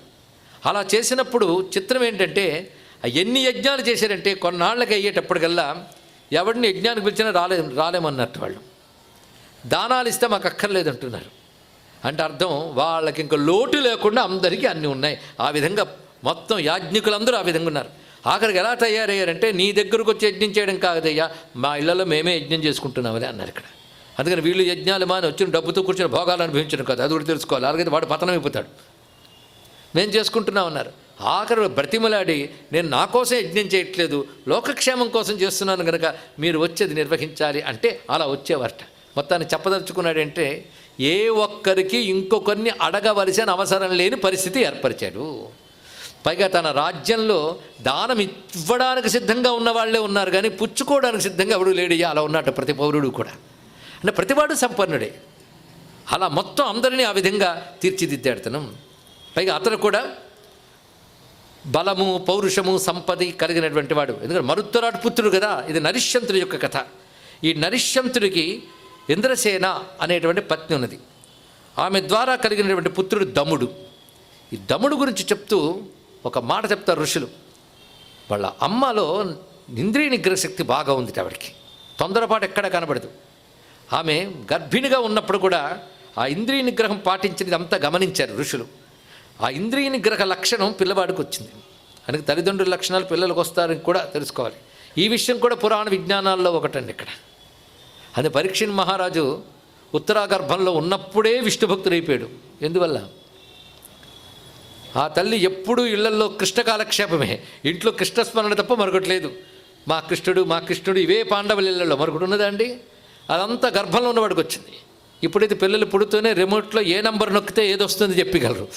ఎందుకంటే మాతృమూర్తి మొత్తం దానితోనే కాలక్షేపం చేసింది కనుక. వచ్చేస్తే ఏం చేస్తాం కనుక వాడు హారర్ ఎలా ఉంటుందో, ఫ్యాంటసీ ఎలా ఉంటుందో అన్నీ చెప్పగలడు వాడు ఇక్కడ. అంటే సంస్కారాలు, ఇలాంటి దౌహృది వృత్తాంతాలు చాలా మనకి పురాణాల్లో కనబడతాయి. మరి ప్రహ్లాద చరిత్ర ఏం చెప్పింది మీరు ఆలోచించండి. పురాణాల్లో ఉన్నటువంటి కథల్లో విజ్ఞానం. నేను ఒక్క కథ దగ్గర ఇంకొక కథకి వెళ్తున్నానంటే పలానా కథ చెప్తానని మీకు కమిట్ కాలేదు కనుక ఏ కథ అయినా చెప్పొచ్చు, కథలో వచ్చి కథలోకి వెళ్ళొచ్చు. కానీ పురాణ విజ్ఞానానికి కథలు ఎలా ఆలంబనమో మీరు ఎలా చూడాలో చెప్పుకోవడం ఇక్కడ. ఇది గమనించవలసిన ఒక అంశం. ప్రహ్లాద చరిత్రలో ఏమున్నది? మాతృగర్భంలో ఉండగానే కయాధు, ఆమె పేరు హిరణ్యకశిపుడి భార్య, నారద మహర్షి ఆశ్రమంలో ఉన్నది. ఆ సమయంలో అక్కడ హిరణ్యకశిపుడు తపస్సులో ఉన్నాడు. అప్పుడు ఆయన తన విద్య తాను చెప్పాడు అంతే. చెప్తుంటే ఆమె నిద్రపోయిందిట. చెప్తుంటే నిద్రపోవడం మహర్షులకు కూడా చూసే అవకాశం వచ్చింది ఇక్కడ. కానీ చెప్పేవట. ఎందుకంటే ఈమె వినకపోయినా, ఒకటి రాక్షస స్త్రీ కాబట్టి తామసం బాగా ఉంటుంది, ఈమె వినదు. గర్భవతి అలసిపోయి ఉండొచ్చు. వాడు వింటాడని చెప్పాడు మహానుభావుడు ఇక్కడ. వాడు విన్నాడు. పుట్టిన దగ్గర నుంచి జ్ఞానే. చూడండి ఇక్కడ. అందుకే మాతృగర్భము చొచ్చి మన్నది మొదలుగా చిత్తమచ్యుతు మీద చేర్చువా అని అంటాడు పోతన గారు ఇక్కడ. అవి సంస్కారాలండి. ఇవన్నీ మనకి ఏం చెప్తున్నాయి? తల్లులు జాగ్రత్తగా ఉంటే పిల్లలు బాగా ఉంటారు అని చెప్పడం కూడా సూచిస్తున్నది ఇక్కడ. ఎన్ని విషయాలు ఇక్కడ ప్రతి అవస్థ చెప్పారండి. అంతే కదా. ఆ సమయంలో స్త్రీకి ఒక పేరు పెట్టారు, దౌహృది అని. పురాణాల్లో ఉన్న పేరు. ది సైంటిఫిక్ టెంపర్మెంట్ ఆఫ్ పురాణ తెలుసుకోండి. దౌహృది, డ్యూయల్ హార్ట్ అని అర్థం. దౌహృది అంటే ఆమె హృదయమే కాకుండా లోపల పిల్లాడు హృదయం కూడా తెలుస్తుంట. కనుక స్త్రీకి ఒక్కొక్క దశలో ఒక్కొక్క పేరు చెప్పారండి ఇక్కడ. గర్భవతి అయినప్పుడు తొలినాళ్లలో పేరు, తర్వాత దౌహృది అని పేరు. ఎన్ని అద్భుతమైన విషయములు ఇక్కడ పేర్లలోనే కనబడుతున్నాయి ఇలాంటి అర్థములు. మొత్తానికి ఇతడు దమము గుణంగా కలిగినవాడు. త్రికాలవేత్తలైనటువంటి వాళ్ళు ఏం చెప్పారంటే, యద్గ్రాహయామాస దమ మాతరం జఠరే స్థిత దమశీలశ్చ భవిత యతశ్చాయన్ నృపాత్మజ. ఆమెలో దమం అనే గుణం బాగా కనబడింది. చిత్రం ఏంటంటే, తల్లుల గుణాలు పిల్లలకు సంక్రమిస్తాయో, పిల్లల గుణాలు తల్లుల్లోంచి వ్యక్తమవుతాయో ఆ దశలో మనకు చెప్పలేమండి ఇక్కడ. అది గొప్ప విషయం. అందుకే ఇదే విషయాన్ని తీసుకుని ధూర్జటి కాళహస్తి మహాత్మ్యంలో గొప్ప మాట అంటాడు. తిన్నడి అమ్మ, తిన్నడి అంటే కన్నప్ప, కన్నప్ప అమ్మ కడుపుతో ఉన్నప్పుడు ఎక్కడో శివలింగం దగ్గర చూడాలనిపించేదిట. శివలింగంకి నీళ్లు పోయాలనిపించేదిట. అది కూడా నోట్లో నీళ్లు వేసుకుని పోయాలనిపించేదిట. ఎందుకు? పుట్టబోయేవాడు బుద్ధులు అప్పుడు కనిపిస్తున్నాయా అన్నట్టుగా వర్ణించాడు మహానుభావుడు. అంటే మన పురాణాల సంస్కారం తర్వాత వచ్చినటువంటి కవుల మీద ఎలా ఉన్నదో పరిశీలించడం కోసం చిన్న సూచనగా చెప్పడం జరుగుతుంది. దీన్ని బట్టి మరో కవిని కూడా ఇప్పుడు స్మరించుకున్నాం. మొత్తానికి దమలక్షణం చేత తతస్త్రికాల విజ్ఞానం సహితస్య పురోహిత దమ ఇత్యకరోన్నామ నరిష్యంత సుతస్యతు. నరిష్యంతుడు పుత్రుడు కలిగినప్పుడు ఆయనకు పెట్టిన పేరు దముడు. దమము అంటే ఇంద్రియ నిగ్రహం. ఇక్కడ పేర్లలోనే మనకు కనబడుతున్నది ఇంద్రియ నిగ్రహం. ఇది చాలా ప్రధానమండి. ధర్మాల్లోకెల్లా దమము గొప్ప ధర్మమని భారతంలో భీష్ముడు చెప్తాడు. అందుకు దముడు అనే పేరు పెట్టాడు. ఈ దముడు ఏం చేశాడంటే వివిధ విద్యలు నేర్చుకున్నాడు. అంటే పరంపరాగతమైన ధనం ఉంది కదా అని కాకుండా విద్యలు ఎలా నేర్చుకోవాలి, ఏ విధంగా న్యాయంగా ఉండాలి, ఇవన్నీ ఇవి ఆ వ్యవస్థలు ఉండేవి. ఎలా నేర్చుకున్నాడంటే, దైత్య శ్రేష్ఠుడైన దుందుభి అనే వాని వద్దకు వెళ్ళి అస్త్రప్రయోగాలు ఉపసంహార సహితంగా నేర్చుకున్నాడు. ఎప్పుడైనా ప్రయోగ ఉపసంహారంతో అస్త్ర విద్య నేర్చుకోవాలండి. అంటే ప్రయోగించడం తెలియాలి, తిరిగి ఉపసంహరించడం తెలియాలి. ఆ తెలియక బ్రహ్మాస్త్రం ప్రయోగించిన అశ్వత్థామ, అందుకే శాపానికి గురయ్యాడు. అశ్వత్థామ ప్రయోగించిన బ్రహ్మాస్త్రాన్ని అర్జునుడు తాను బ్రహ్మాస్త్రం ప్రయోగించి తన బ్రహ్మాస్త్రం ఆ బ్రహ్మాస్త్రం రెండో ఒకసారి ఉపసంహరించాడు. అంటే అర్జునుడికి ఉపసంహారం తెలుసు, అశ్వత్థామకు ఉపసంహారం తెలియదు. కనుక ప్రయోగ ఉపసంహారాలు తెలిసిన వాడి విద్య గొప్ప విద్య. కనుక పాండవులను ప్లస్లు తీసుకుంటే హీరోలు ఒక అర్జునుడు, ఒక భీముడు, ఒక ధర్మరాజు అంటారు. అదని కర్ణుడు, దుర్యోధనుడు అనరు. తెలుసుకోండి ఇక్కడ వాటి లోపాలు వాళ్ళకు ఉన్నాయి. నేను ఇప్పుడు భారతం చెప్పట్లేదు, కానీ యుద్ధంలో ఉండే విషయములు కొన్ని. కానీ దుందిబి అనే వాడి వద్దకు వెళ్ళి అస్త్రప్రయోగ ఉపసంహార సహితంగా నేర్చుకున్నాడు. దుందిబే దైత్యవర్యస్య తపోవన నివాసిన సకాసా జగృహే కృష్ణం అస్త్రగ్రామంచ తత్వత యథాప్రకారము అంటే ప్రయోగ ఉపసంహారములతో కలిసి. దానితో పాటు శక్తి అనబడే మహాత్ముని వద్ద అని ముని, శక్తి మహాముని వశిష్ఠుని యొక్క పుత్రుడైన శక్తి వద్దకు వెళ్ళి సంపూర్ణ వేదములు వేదాంగములతో సహా, ఇది ఒకటి తెలియాలండి, వేదము. మీరు సాంగోపాంగం అనే మాట వినుంటారు ఎప్పుడైనా. మన విద్యలు సాంగోపాంగం, ఒక వ్యక్తికి సాంగ ఉపాంగములు అంటే అంగములు అంటే చేతులు కాళ్ళు, ఉపాంగములు అంటే వేళ్ళు, ఇవన్నీ కలిపితే వ్యక్తి. అలా వేదములకు సాంగ ఉపాంగాలు ఉన్నాయి, అంగ ఉపాంగములు. అంగములు అంటే మొదట్లో మనం చెప్పుకున్న శిక్ష వ్యాకరణ ఛంద నిరుక్త జ్యోతిష కల్పములు అంగములు. ఉపాంగములు ఏంటంటే పురాణము, న్యాయము, మీమాంస, ధర్మశాస్త్రం, ఈ ఉపాంగములు. ఇవన్నీ కలిపితే వేద విద్య. కనుక వేదమునికి అంగభాగాలుగా చెప్తాయి. అలాంటి వేదమును సాంగోపాంగగా నేర్చుకున్నాడు. అలాగే అరిష్టసేనుడు అనే వద్ద యోగ విద్య నేర్చుకున్నాడు. చూసారా? అంతేగాని నా ప్రొఫెషన్కి అది అక్కర్లేదండి అనలేదు. చూడండి, ఇక్కడ నువ్వు ఏ ప్రొఫెషన్లో ఉన్నా యోగం ఉండాలండి పక్కన, అప్పుడు ఆ ప్రొఫెషన్ ఇంకా బాగా చేస్తాం. అందుకే ఆధ్యాత్మికత అంటే మా సబ్జెక్టు కాదు అనుకోవద్దు. యోగము ఆధ్యాత్మికత చిన్నప్పటి నుంచి ఉంటే మీరు ఏ విద్యలోనైనా రాణిస్తారు, ఇది తెలుసుకోండి ఇక్కడ. అందుకే రామకృష్ణ పరమహంస ఒక గొప్ప మాట అన్నాడు, అద్వైత జ్ఞానం కలిగితే ఒక ఉద్యోగి గొప్ప ఉద్యోగి అవుతాడు, ఒక పాలకుడు గొప్ప పాలకుడు అవుతాడు, ఒక వ్యాపారి గొప్ప వ్యాపారి అవుతాడు అన్నాడు ఇక్కడ. అంటే అర్థం వ్యాపారం అవడమేనా? కాదు. వ్యాపారం పరమార్థం, దాని లిమిటేషన్స్ తెలుసుకుంటూ వ్యాపారం సమర్థవంతంగా చేస్తాడు, చివరికి పరమార్థాన్ని కూడా పొందుతాడు. అంతేగాని కర్మలు విడిచిపెట్టడానికి వేదాంతం కాదు, చక్కగా బుద్ధిగా చేయడం, అది యోగ కర్మసు కౌశలం. అందుకే కృష్ణుడు చెప్పిన వేదాంతం విని అర్జునుడు యుద్ధం చేశాడు. నేను పరకృష్ణ వెళ్ళిపోదాం, అడవులోకి రిటైర్ అయిపోదాం అనలేదు. తెలుసుకోండి ఇక్కడ. అందుకే ఈయన విద్య నేర్చుకున్నాడు. ఏ విద్య? యోగ విద్య. యోగ విద్య అరిష్టసేనుని వద్ద నేర్చుకున్నాడు. ఇలా ఇన్ని విద్యలు తెలిసిన మహానుభావుడు దశార్ణ దేశాధిపతి అయిన చారుకర్ముని పుత్రిక సుమన అనే ఆమెని స్వయంవరంలో పొందాడు. పైగా స్వయంవరం అంటే తెలుసు కదా, అక్కడ రాజపుత్రికి స్వేచ్ఛ ఉంటుంది. యోగ్యులైన రాజపుత్రులందరూ పిలువబడతారు. వాళ్ళందరూ ఉండగా రాజపుత్రిక వచ్చి ప్రతివారి చరిత్ర ముందే తెలుస్తుంది. కేవలం ముఖం చూసి దండేయడం కాదు, వాళ్ళ చరిత్రలు తెలుసుకుని ఆ రాజుల్ని పరిచయం చేస్తారు. అప్పుడు తాను వరిస్తుంది. ఆమె వరించిన వాడిని వివాహం చేస్తారు. అంటే స్వేచ్ఛ ఎవరికి ఇచ్చారు? రాజకన్యకే ఇచ్చారు. ఆమె వచ్చి ఈ మహానుభావుడు దమునే వరించింది. ఆమె వరించి ప్రక్క నిలబడిందో లేదో అక్కడ ఉన్నవారిలో ముగ్గురికి చాలా పౌరుషం వచ్చింది. ఒకరు మద్రదేశాధిపతి యొక్క పుత్రుడు మహానందుడు, విదర్భ దేశాధిపతి సంక్రందుని పుత్రుడు వపుష్మానుడు, అలా మహాధనుడని మారో రాజపుత్రుడు, ఇంకొకడు. వీళ్ళు ముగ్గురు ప్రధానం. వీరు ముగ్గురు కలిసి ఈ సుమన పట్ల, సుమన ఆమె పేరు, రాజపుత్రి పేరు, ఆమె పట్ల అనురాగం కలిగిన వారే. ఆమె తమకు దక్కలేదనే బాధ, దానితో ఏం చేశారంటే ఈ ముగ్గురు కూడబలుక్కుని మనం ఆమెని అపహరిద్దాం, వీరత్వం చూపిద్దాం అని చెప్పి దముడు పక్కన ఉన్నామని తీసుకున్నారు. తీసుకుని ఈమె మాది, ఎందుకంటే రాజు వీరత్వంతో పొందవచ్చు కనుక మేము వీరత్వంతో ఈమెను తీసుకున్నామన్నారు. అప్పుడు దముడు కదా తొందరపడి ధనస్సు తీయలేదురండి. ఎంత చక్కగా మాట్లాడాడంటే, తాను ఇక్కడ ఉన్నది ఎక్కడ, వేరే రాజు వద్దకు వచ్చాడు. అది కూడా ఆ రాజు దశార్ణ దేశాధిపతి చారుకర్ముని యొక్క సభాభవనంలో ఉన్నాడు కనుక ఇది ఎవరి పరగడా? చారుకర్ముడిది. ముందు ఆయన అడిగాడు, నువ్వు స్వయంవరం ధర్మబద్ధంగా చేస్తున్నావా అధర్మబద్ధంగా చేస్తున్నావా? ఇది ముందు చెప్పు. ధర్మబద్ధంగానే చేశానని. మరి ధర్మబద్ధంగా జరిగితే దీన్ని ఏమంటావు అన్నాడు. ధర్మబద్ధంగా జరిగింది కనుక ధర్మబద్ధంగా రాజపుత్రిక ఎవరిని వరించిందో అతడే వరుడవుతాడు. మరి ఇదేమిటి అని ప్రశ్నిస్తే వీళ్ళు వాదన చేశారు. కొంతమంది అప్పుడు వీళ్ళ వైపు కొందరు, వాళ్ళ వైపు కొందరు అయిపోయారండి. ఉంటారులేండి పార్టీస్ అటు ఇటు. కొందరు ఇటు వచ్చి అంటున్నారు వీళ్ళదే ధర్మం, ఎందుకంటే రాజు వీరభోజ్యం, రాజ్యం వీరభోజ్యం. ఏదైనా రాజు వీరత్వంతో దేన్నైనా పొందవచ్చు. పైగా రాక్షస వివాహం అని ఒకటి ఉంది. ఇప్పుడు నచ్చితే జరిగేది గాంధర్వ వివాహం. ఒకరికొకరు నచ్చితే జరిగింది గాంధర్వ వివాహం. అది రాక్షసంగా తీసుకొని వచ్చేస్తే రాక్షస వివాహం అంటారు ఇక్కడ. అయితే మాకు రాక్షస వివాహం రాజుకి తగుతుంది, ఇతర వర్ణాల వారికి తగదు. గాంధర్వ వివాహం కొన్ని వర్ణాల వారికి తగుతుంది. బ్రాహ్మ వివాహం బ్రాహ్మణులకి, ఇది ఒక్కొక్క పద్ధతులు ఉన్నాయి కనుక రాక్షస వివాహం రాజులకు తగినది. నువ్వు చెప్పిన గాంధర్వ వివాహం రాజులకు అంత గొప్ప ఏం కాదు, రాక్షస వివాహమే దానికంటే గొప్పది. ఇది వీరత్వం ఉంది కదా కనుక మాదే గొప్ప అన్నాడు ఇక్కడ.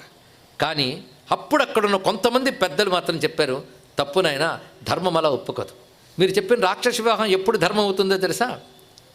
ఆమె రాజపుత్రికగా ఉన్నప్పుడు, తండ్రి యొక్క రక్షణలో ఉన్నప్పుడు, పితృపక్షమునందు ఆమె ఉన్నట్లయితే అప్పుడు నువ్వు వీరత్వంతో తీసుకొస్తే సరిపోతుంది. కానీ ఆమె ఇప్పుడు ఇతను వరించింది కనుక పితృపక్ష అనేది చెప్పలేము. అవునా లేదు? ఇంకా ఆయన కూతురు అనడానికి లేదు, ఈయన్ని పతిగా వరించింది ఎప్పుడు కొంత భాగం పత్ని అయినట్లే కదా. కనుక ఈమె 100కు 100 పాళ్ళు దమ్మునదే అని తీర్మానించారు. ఇది ఎప్పుడైతే జరిగిందో వెంటనే అక్కడ ఉన్న వారందరూ ఇదే సమంజసం అన్నారు. ఇంకా దీని మీద వాదన లేకపోయింది. ఆ సమయంలో అయితే నేను చూసుకుంటానన్నారు. అప్పుడు దముడు ధనుసు తీశారండి. ఇక్కడ చెప్పేయడానికి నిగ్రహానికి లిమిటేషన్స్ ఉంటాయి. అది చెప్పడం, దమ్ముడిని పేరు పెట్టడంలో ఉన్న ఆంతర్యం. అంతవరకు నిగ్రహ సంపన్నుడే. ఎంతవరకు చర్చ చేశాడు, ధర్మాధర్మం అంటే తేల్చాడు. తనకు తెలిసినప్పటికీ, తనకు ధర్మమేంటో తెలిసినప్పటికీ పెద్దలు అక్కడున్నప్పుడు పెద్దల ద్వారా ధర్మాధర్మ వినిర్ణయం జరగాలి. దముడి యొక్క ప్రవర్తన చూడండి ఎంత గొప్పగా ఉన్నదో. అది తెలుసుకుని అయితే నేను చూసుకుంటాను, ఇతడు నిలబడి ఈమె నా భార్య కనుక ఈమెను రక్షించుకోవాల్సిన బాధ్యత నాది, భార్యను రక్షించుకోవాల్సిన బాధ్యత అది. వీళ్ళ వీరత్వం వీళ్ళు చూపించారు కదా, నా వీరత్వం నేను చూపిస్తానన్నాడు. అక్కడ వారికి జరిగినటువంటి యుద్ధము అద్భుతంగా వర్ణించారండి. నిజానికి ఇలాంటివి కానీ ఎవరైనా చక్కగా చిత్రీకరిస్తే ఇంత యుద్ధాన్ని ప్రపంచంలో ఏ చిత్రరంగము తీయలేదు అనిపిస్తుంది. అలాంటి యుద్ధాలు పురాణాల్లో చాలా ఉన్నాయి. పురాణాల్లో యుద్ధ వర్ణనలు అని కూడా రీసెర్చ్ చేయొచ్చు మీ ఇష్టం. ఏ విధ అస్త్రాలు ఏ విధంగా ప్రయోగించారు. ఆఖరికి మొత్తం వాళ్ళు ముగ్గురు వాళ్ళ సైన్యాలు, ఈయనొక్కడు. కానీ ఒక్కడి చేతిలో ఆ ముగ్గురు దెబ్బతిన్నారు. ఆ చిప్టే చివరికి వపుష్మానుడున్నాడే, వాడినైతే కింద కొట్టి తల మీద కాలు పెట్టాడండి. కానీ వాడు అప్పుడే సగం చచ్చినట్టున్నాడు. సరే పోనిమ్మను వదిలిచెట్ట. ఇది ఎందుకు చెప్పానంటే తర్వాత మనకు వస్తుంది. ఇక్కడ మొత్తం ముగ్గురు కూడా పరాజితులు అయిపోయారు. అంతే, పరాజితులు వెళ్ళిపోయారు. అప్పుడు కృతదారో దమస్తత్ర దశార్ణాధిపతే పురే స్థిత్వాల్పకాలం ప్రజయౌ సభార్యో నిజమందిరం. వివాహం జరిగింది. భార్యతో సహా అత్తవారింట్లో కొంతకాలం ఉండి తిరిగి మళ్ళీ రాజ్యానికి చేరుకున్నాడు అతడు. ఇది దమచరిత్ర ఆయన, దముడి యొక్క వృత్తాంతము. ఇలా దముడు చక్కగా రాజ్యపాలన చేస్తూ ఉంటే హరిశ్చంద్రుడు దముడు చేసినటువంటి గొప్పతనానికి చాలా సంతోషించాడు. ఎందుకంటే యవ్వన కాలంలోనే తన యొక్క బలం ఎలాంటిది, పరాక్రమం ఏమిటి అనేది ఆ ముగ్గురు రాజపుత్రుల్ని వాళ్ళ సైన్యాన్ని నిగ్రహించడంలో చూపించాడు. కనుక దమించుట, తనకి తాను నిగ్రహం ఉండాలి, ఇతరులను నిగ్రహించగలగాలి. అప్పుడు దమశబ్దం పూర్తిగా సరిపోతుంది. ఇక్కడ అదే దమన నీతి అని ఒక మాట ఉన్నది. దమన నీతి అంటే నిగ్రహించే నైపుణ్యం, అదే దండనీతి కూడా. కనుక రెండూ ఉన్నాయి. కనుక దమశబ్దానికి 2 విధాల సార్థకం చేసిన వాడయ్యాడు ఇతడు. దానితో సత్కీర్తి కలిగింది నరిశ్చంద్రుడికి. మరి మరుత్తరాట మనవడు కదా, అలాగే ఉంటాడనేవారట. అలా సత్కీర్తి కలిగింది. అప్పుడు నరిశ్చంద్రుడు చాలా సంతోషించి గొప్ప ఉత్సవాన్ని చేశాడు. విజయోత్సవం చేసి కొంతకాలం తర్వాత వయపరిణితిం ప్రాప్య దమం రాజ్యేభిషిచ్య చ వనం జగామే ఇంద్రసేనా పత్ని చాస్య తపస్విని. ఆయన వయపరిణితిం, తను పెద్దవాడవడంతో కొడుకైన దముడికి రాజ్యాభిషేకం చేసి తన భార్యను ఇంద్రసేనతో కలిసి వనవాసానికి వెళ్ళాడు. వానప్రస్థానంలో ఇంద్రసేన తపస్విని అన్నాడు. అంటే ఆమె కూడా తపస్సును ఆచరిస్తూ వానప్రస్థ విధానేన సతత్ర సమతిష్ఠత ఇలా ఉన్నారు. ఇలా ఉంటూ ఉంటే ఒకసారి దాక్షిణాత్య దేశానికి సంబంధించిన సంక్రదుని పుత్రుడైన వపుష్మానుడు, నేను ఇందాకే ఇతని గురించి కొంచెం స్ట్రెస్ ఇచ్చాను, ఇప్పుడు అవసరం అది. వపుష్మానుడు అంటే అంతవరకు ఎప్పుడో స్వయంవరంలో దెబ్బతిన్నవాడు. అప్పటికి కాలం చాలా గడిచిపోయింది అనుకోండి. ఆ వపుష్మానుడు వేటాడుతూ అరణ్యంలోకి వచ్చాడు. వచ్చినప్పుడు ఈ దంపతులు వానప్రస్థాశ్రమంలో ఉండగా చూశారు. సాధారణంగా వానప్రస్థాశ్రమంలో ఉన్న వాళ్ళు ఏం చేస్తారంటే అరణ్యాల్లో కొన్ని ఋష్యాశ్రమాలను ఆశ్రయించుకుని ఉంటారండి. వానప్రస్థాశ్రమాలు ఆ ఋషుల ద్వారా ధర్మము జ్ఞానము తెలుసుకుంటూ సాధన చేసుకుంటూ వారి యొక్క శిక్షణలో వాళ్ళు క్రమంగా సిద్ధి పొందుతారు. ఇది వానప్రస్థాశ్రమంలో ఉండే విషయం.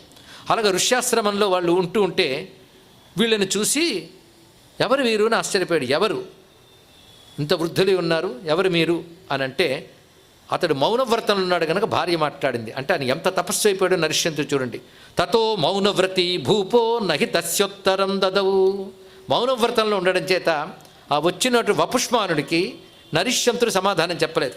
అప్పుడు ఆయన భార్య ఇంద్రసేన మొత్తం కథంతా చెప్పి, ఈయన ఎవరయ్యా, సామాన్యుడు కాదు, మరుత్తరాటు యొక్క పుత్రుడు, దముని యొక్క తండ్రి అన్నాడు. అప్పుడు ఇతనికి దమ్ముడి తండ్రా. ఆ దమ్ముడు అంటే నాకు మనసు కొత్తలాడిపోతూ ఉంటుంది. ఎందుకంటే అతని చేత పరాజితులమయ్యాం మేము. తిరిగి దెబ్బ కొట్టగలిగామా? ఇప్పటివరకు లేదు. లోపల మాత్రం కక్ష ఆ విధంగానే ఉన్నది. అందుకే నిర్జిత సమరే ఏనమే సుమనాహృత దమస్య తస్య పితరం హనిష్యేవతు తం దమః. నేను ఇప్పుడు మమ్మల్ని ఓడించి ఆ సుమనను తీసుకువెళ్ళిపోయినటువంటి వాడిపై ప్రతీకారం తెచ్చుకోవడానికి అవకాశం దొరికింది కనుక ఈ దమ్ముని నేను సంహరిస్తాను అన్నాడు. వెంటనే ఋషులు అక్కడ వారిస్తూ ఉన్నారు. కానీ భయంకరమైన మదంతో వర నుంచి ఖడ్గం తీసి మౌనంతో ఉన్నటువంటి ఆ మహానుభావుని జడలు పట్టుకుని తల నరికివేశాడండి. అక్కడ నరిష్యంతుడి శిరస్సు నరికివేశాడు. అక్కడున్న వాళ్ళు అసహించుకున్నారు, వనవాసులందరూ అసహించుకున్నారు. కానీ గర్వంతో అతను వెళ్ళిపోయాడు. అప్పుడు భార్య ఒక్కసారి దిగ్భ్రాంతిలోని తేరుకుని అక్కడున్న ఒక తపస్సుని పిలిచి ఆ తపస్సుతో అంటున్నది, నువ్వు వెళ్ళి అక్కడ నా పుత్రుడు దమ్ముడితో ఈ విషయం చెప్పాలి సమా. మద్భర్త్రాధికృతో రాజా చతుర్నాం పరిపాలక త్వమాస్త్రాణం కిం యుక్తం తాపసాన్యన్న రక్షసి. నువ్వు ఈ రాజ్యమునకు అంతరికి పాలకుడివే, నీ రాజ్యంలో ఉన్న ఒక తపస్సుల్ని రక్షించుకోలేనప్పుడు నువ్వేమి రాజు అయ్యా. అచ్చ అప్పుడు మామగారు అతను పంపినట్టు సందేశమే. ఆకృష్య కేశేషు బలాద్ అపరాధం వినా తతః హతో వపుష్పతాక్షాతిమితి భూపతిర్గత. వపుష్మానుడనేవాడు నీ తండ్రి యొక్క శిరస్సుని సంహరించాడు, పైగా నిరపరాధిని సంహరించాడు. పిత వృద్ధ తపస్వీ చ నాపరాధేన దూషిత. నీ తండ్రి వృద్ధుడు, తపస్వి, ఏ అపరాధం లేనివాడు, అతన్ని సంహరించాడు. ఇది తెలిసి కూడా నువ్వు కానీ ప్రతాపం చూపించనట్లయితే అది క్షేమం కాదు సుమా. ఇంకొక మాట విను, అతడు నీ తండ్రిని చంపలేదు, నిన్ను చంపాడు, తెలుసుకో అన్నది ఇక్కడ. నాయం పితాతే నిహతో నాస్మిన్ శస్త్రం నిపాతితం త్వామత్ర నిహతం మన్యే త్వయి శస్త్రం నిపాతితం. నీ తండ్రిని చంపాడు, అస్త్రం వేశాడు కాదు, నిన్ను చంపాడు, నీ మీద శస్త్రం వేశాడు, నిన్ను దెబ్బ కొట్టాడు. అంటే అర్థం ఏంటి? తిరిగి అతన్ని దెబ్బ కొట్టకపోతే నువ్వు బ్రతుకున్నా చచ్చిన పడుతుంది సమానం. అది చెప్పింది ఇక్కడ. పౌరుషాన్ని రగిల్చే మాటలు ఇక్కడ. అందుకే నువ్వు ఇంకా ఈ అవమానం నీకు జరిగినది కనుక నీ అవమానానికి నువ్వే ఇప్పుడు ప్రతీకారం చేయాలి అనగానే వపుష్మానుడికి క్రోధం కలిగింది. క్రోధం కలిగి నేను ఇప్పుడు ఏంటో చూపిస్తాను, నేనేమిటో చూపించకపోతే తావం కరోమ్యహం కిం వాప్యేష క్లైబ్యాత్ క్షమామ్యహం. క్షమ ఒక్కొక్కప్పుడు క్లీబత్వం కిందకు వస్తుంది అన్నాడు. అంటే క్షమించడం, శాంతి వహించడం మనకెందుకులేండి అంటే దాన్ని క్లీబత్వం అంటారు. క్లీబత్వం అంటే నపుంసకత్వం అని అర్థం.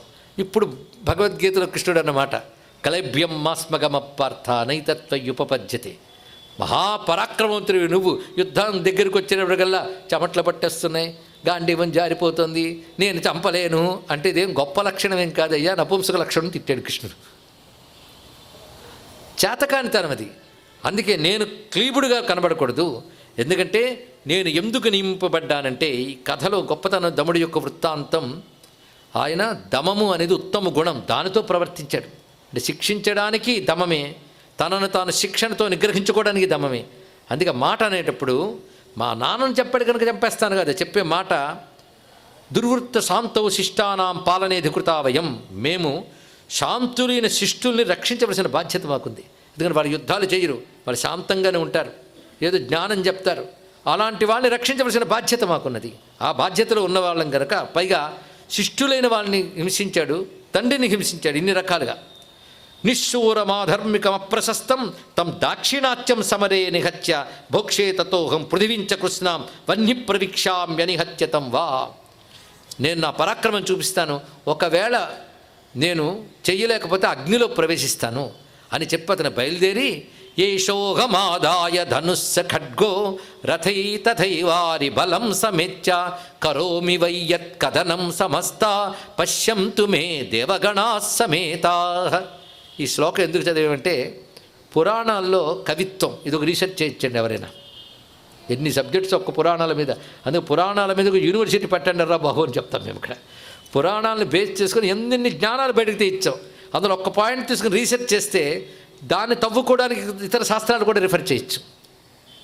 పురాణాల పొయిట్రీ, ఇది literature side, arts side, warfare ఇంకోటి, ఇలా ఎన్నెన్నో చూడొచ్చు. మీరు రాజనీతి శాస్త్రం చెప్పుకున్నాం ఇక్కడ. అలాగే వైద్యశాస్త్రం, రత్నశాస్త్రం, చాలా ఎన్విరాన్మెంట్ గురించి పురాణాలు ఏం చెప్పాయి, ఇలాంటివి చాలా చెప్పవచ్చు.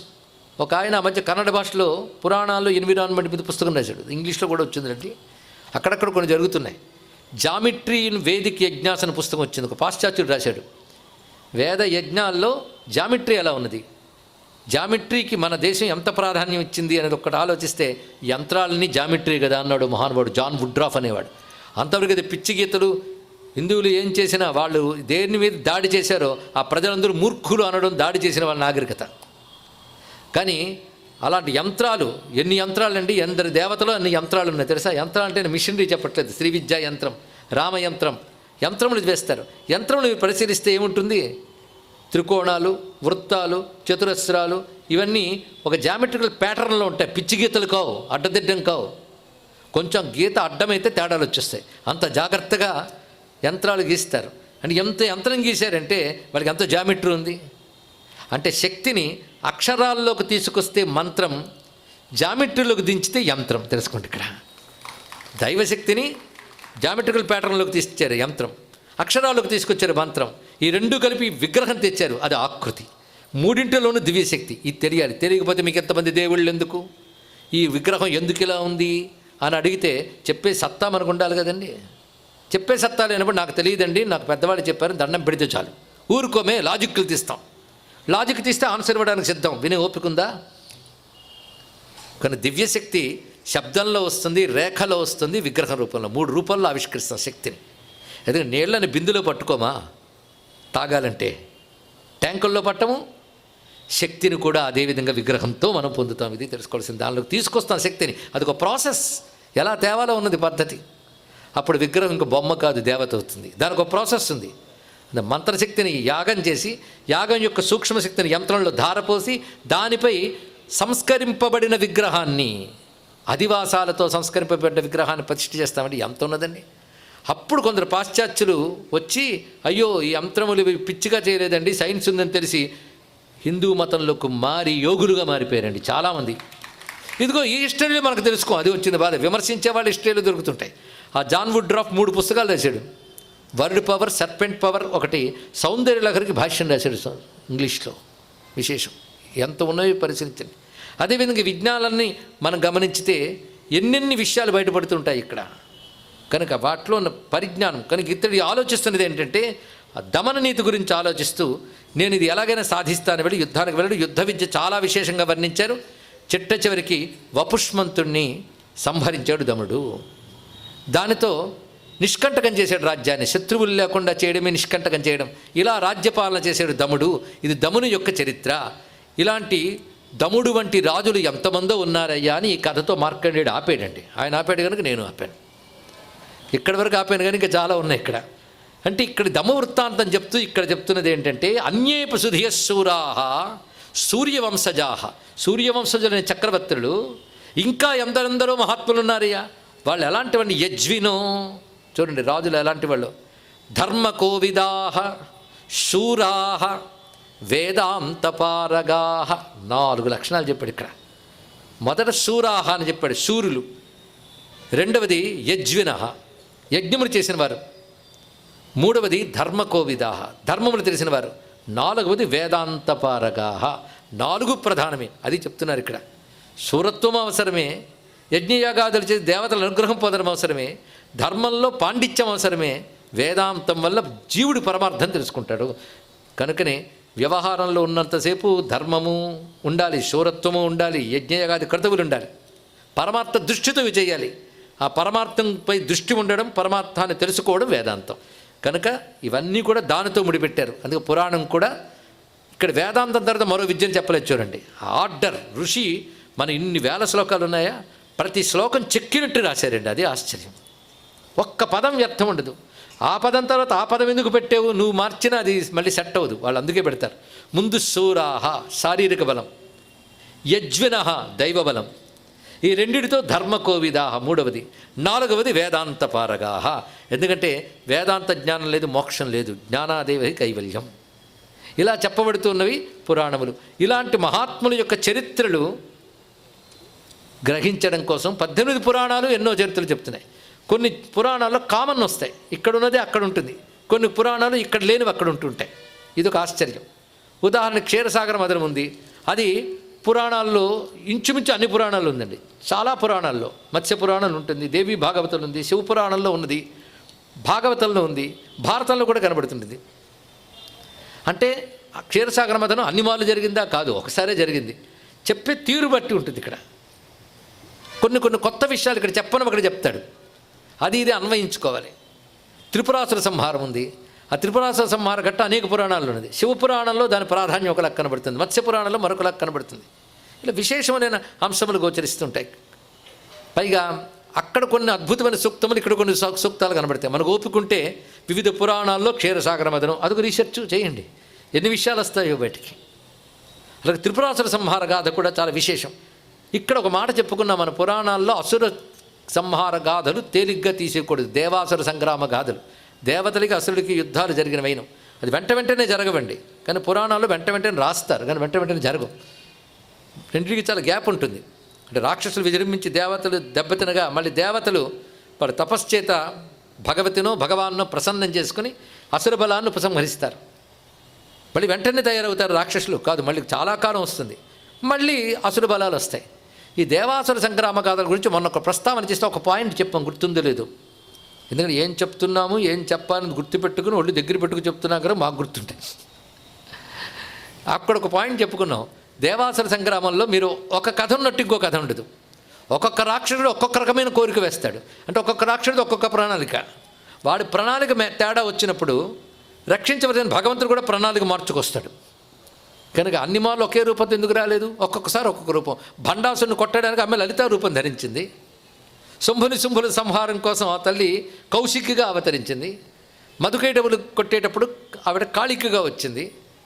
అలాగే మహిషాసుని కొట్టేటప్పుడు 18 చేతులతో వచ్చింది. ఆ రూపం ఈ రూపం తేడా, కానీ ఇవన్నీ కలిపి ఒకటే తల్లి దుర్గా అన్నారు. ఇక్కడ ఏమిటది అంటే ఒకే తల్లి. ఎందుకు అలా వచ్చిందంటే ఆ రాక్షుడు బట్టి. వాడి పేరు బండగాడు, ఆవిడెవరు లలిత, లాలిత్యం. ఎంత కాంట్రాస్ట్ ఉన్న పేర్లు బట్టి చూస్తే మీకు తెలిసిపోతుంది. దీన్ని బట్టి ఎంతో ఆలోచించి పేర్లు పెట్టారో అనిపిస్తాం. కాదండి, అలా జరిగే ఏం చేస్తాం ఇక్కడ, అది అన్వయించుకోవచ్చు. బండ అంటే చేదరించుకోదగిన దుర్లక్షణాలన్నీ ఒక చోట పోత పోస్తే బండ. బండితి వాడు పుట్టగానే అనుకున్నాడు బ్రహ్మ చీచి అన్నట్టు, అంతే. బండ అంటే చీచి అన్నాడు, వెంటనే ఇదే వారి పేరు అన్నారు ఇక్కడ బండ అని. వాడు చేదరించే గుణాలను వాడివి. అలా కాకుండా గొప్ప గొప్ప గుణాలన్నీ పోత పోస్తే లాలిత్యం, అది లలితమ్మ. కాంట్రాస్ట్ చూడండి ఎలా ఉన్నదో.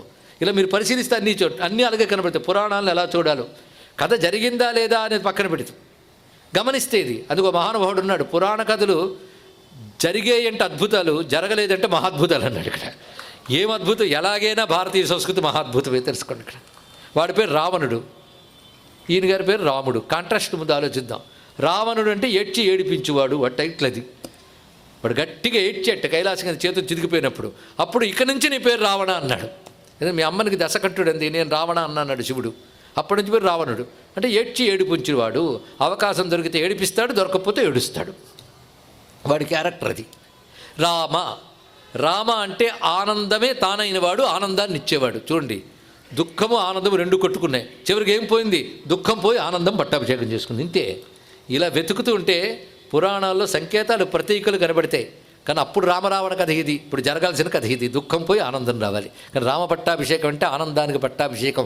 ఆనందం మనల్ని ఏలుకుంటే రామరాజ్యం, ఏడుపు మనల్ని ఏలితే రావణరాజ్యం, అంతే. ఇక్కడ ఇలా మీరిన్ని పరిశీలించండి, అద్భుతం కనబడతాయి.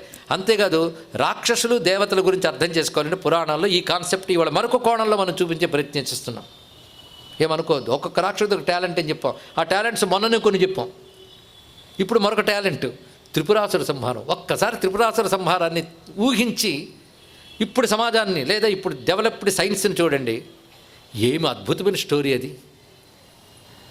ఈ యుద్ధాలు భూమి మీద జరిగినవి కావు, ఇవి తెలియక ఈ మధ్య ఒక మహాభయంకరమైన ప్రయత్నం జరుగుతుంది సనాతన ధర్మం మీద దెబ్బతీయడంలో. నాకంటే ఇక్కడ విద్యార్థి గురించి చాలామంది తెలుస్తుంది. మన పండగ వచ్చిందంటే చాలండి, వెంటనే కొన్ని మూకలు తయారైపోతాయి. ఏదో వీళ్ళు పండగ వెళ్ళి చేసుకుంటూ నూరుకోరు. మన పండగ వచ్చి ఊరేగింపులు వస్తే రాళ్లే వేస్తారు. కేవలం మన పండగలు ఊరేగింపుల మీదే రాళ్ళు వేస్తారు. మనం మాత్రం ఆ పని చెయ్యం కూడా, చేయకూడదు కూడా. మీరు చూస్తున్నారు. ఈ రాళ్ళు వేయడం ఒకటైతే కొందరు నల్స్లో డిబేట్లు పెట్టి ఏం చేస్తారంటే, దుర్గాదేవి మహిషాసురుని కొట్టింది, కానీ మహిషాసురుడు అట్టడుగు వర్గాలకు ప్రతీక, దుర్గ అగ్రవర్ణాలకు ప్రతీక. ఈ అణచివేత ఇది అనగానే మేము మహిషాసురుని పూజ చేస్తాం, రావణాసురుని పూజ చేస్తామని బయలుదేరారు. ఎంత తప్పండి. అమాయకులైన అట్టడుగు వర్గాన్ని రాక్షసులతో పోల్చినందుకు మనం శిక్షించాలండి. ఆ మాట ఎవడు అనలేకపోతున్నాడే. అసలు అది మానవ జాతికి సంబంధించిన సబ్జెక్టు కాదు. వాళ్ళు దేవతలు, వీళ్ళు రాక్షసులు. మానవులను జాతి అప్పుడు ఉంది. మానవుల జాతి ఉంటూ మిగిలిన 2 జాతులు చెప్పినప్పుడు 2 ఎలా కలుపుతారు? కొన్ని అసలు ఎర్త్లీ స్పియర్లో జరగలేదు, భూ వాతావరణంలో జరగలేదు అవి. వాటి ఎర్త్లీ ప్లేన్లో జరగని కథలు అవి. ఎక్కడ జరిగాయి మనకు ఎలా తెలుస్తుంది?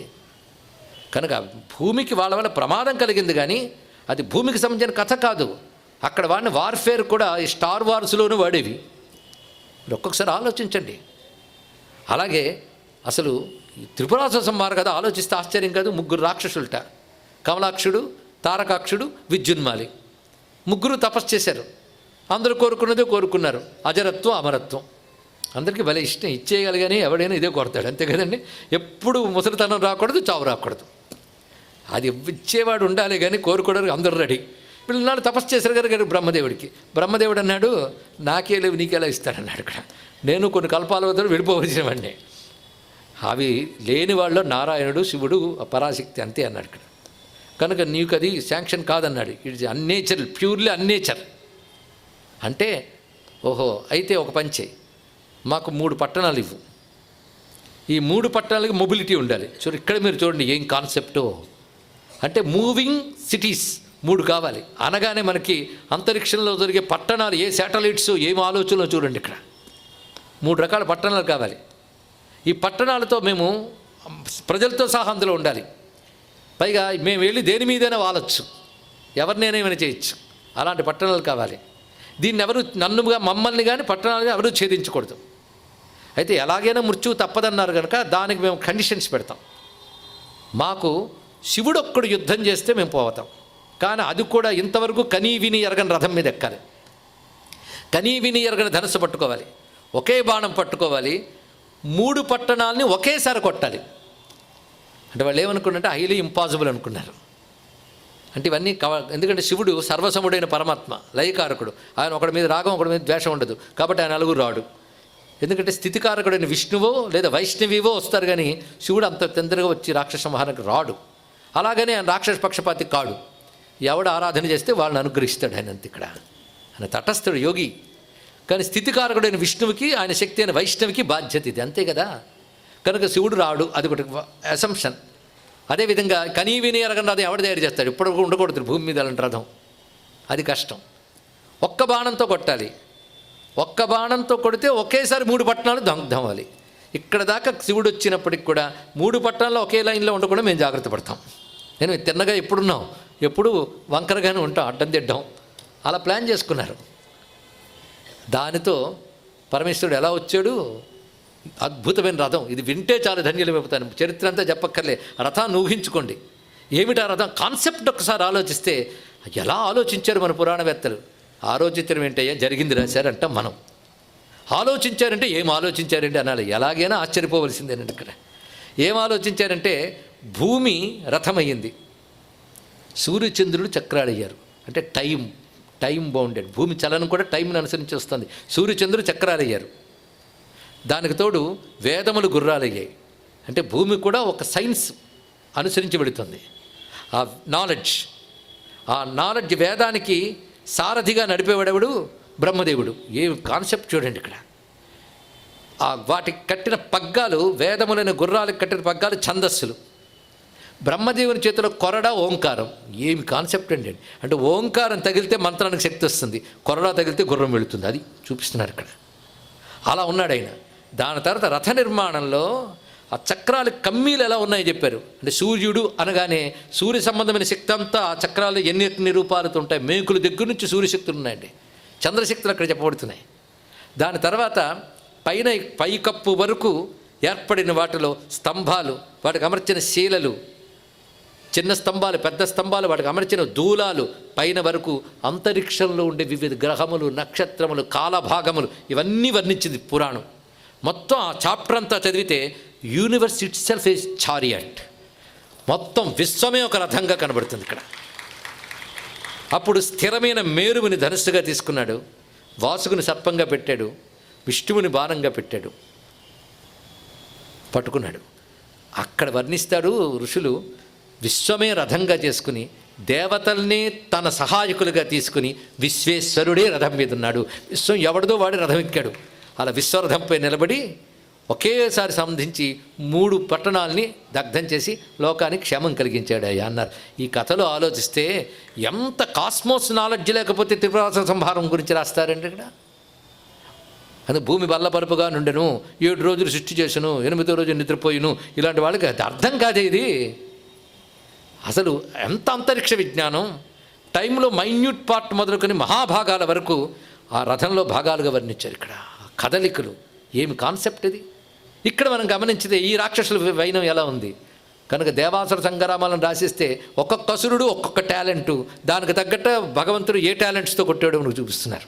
కనుక నువ్వు ఎంత టాలెంట్తో యాంటీ నేచర్ వెళ్ళినా భగవంతుడు నేచర్ని కాపాడడం కోసం నేను దెబ్బతీసి తీరతాడు. ఇది చెప్పారు ఇక్కడ. ప్రకృతికి విరుద్ధంగా వెళ్ళకు. రాక్షసులందరూ పెద్ద పెద్ద సైంటిస్టులు, లేకపోతే తన కక్షలో తన భూమి ఉంటూ ఉంటే అలాగే ఉండడం ఏంటి, పక్కకి తీస్తే బాగుంటుంది కదా అనిపించింది ఒకడికి.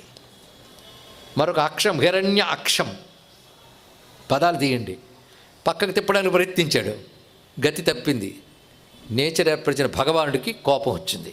మళ్ళీ వాడిని కొట్టి మళ్ళీ ఒరిజినల్ పొజిషన్కి పెట్టాడు. ఆలోచించండి పురాణం కాన్సెప్ట్ అంతా మీరు ఆలోచిస్తే నాకు స్వామి వివేకానంద చెప్పిన మాటే మళ్ళీ గుర్తొస్తుంది. విజ్ఞాన శాస్త్రం అభివృద్ధి చెందుతున్న కొద్దీ హిందూ మతం గొప్పతనం బయటపడుతుందని చెప్పాడు మహానుభావుడు.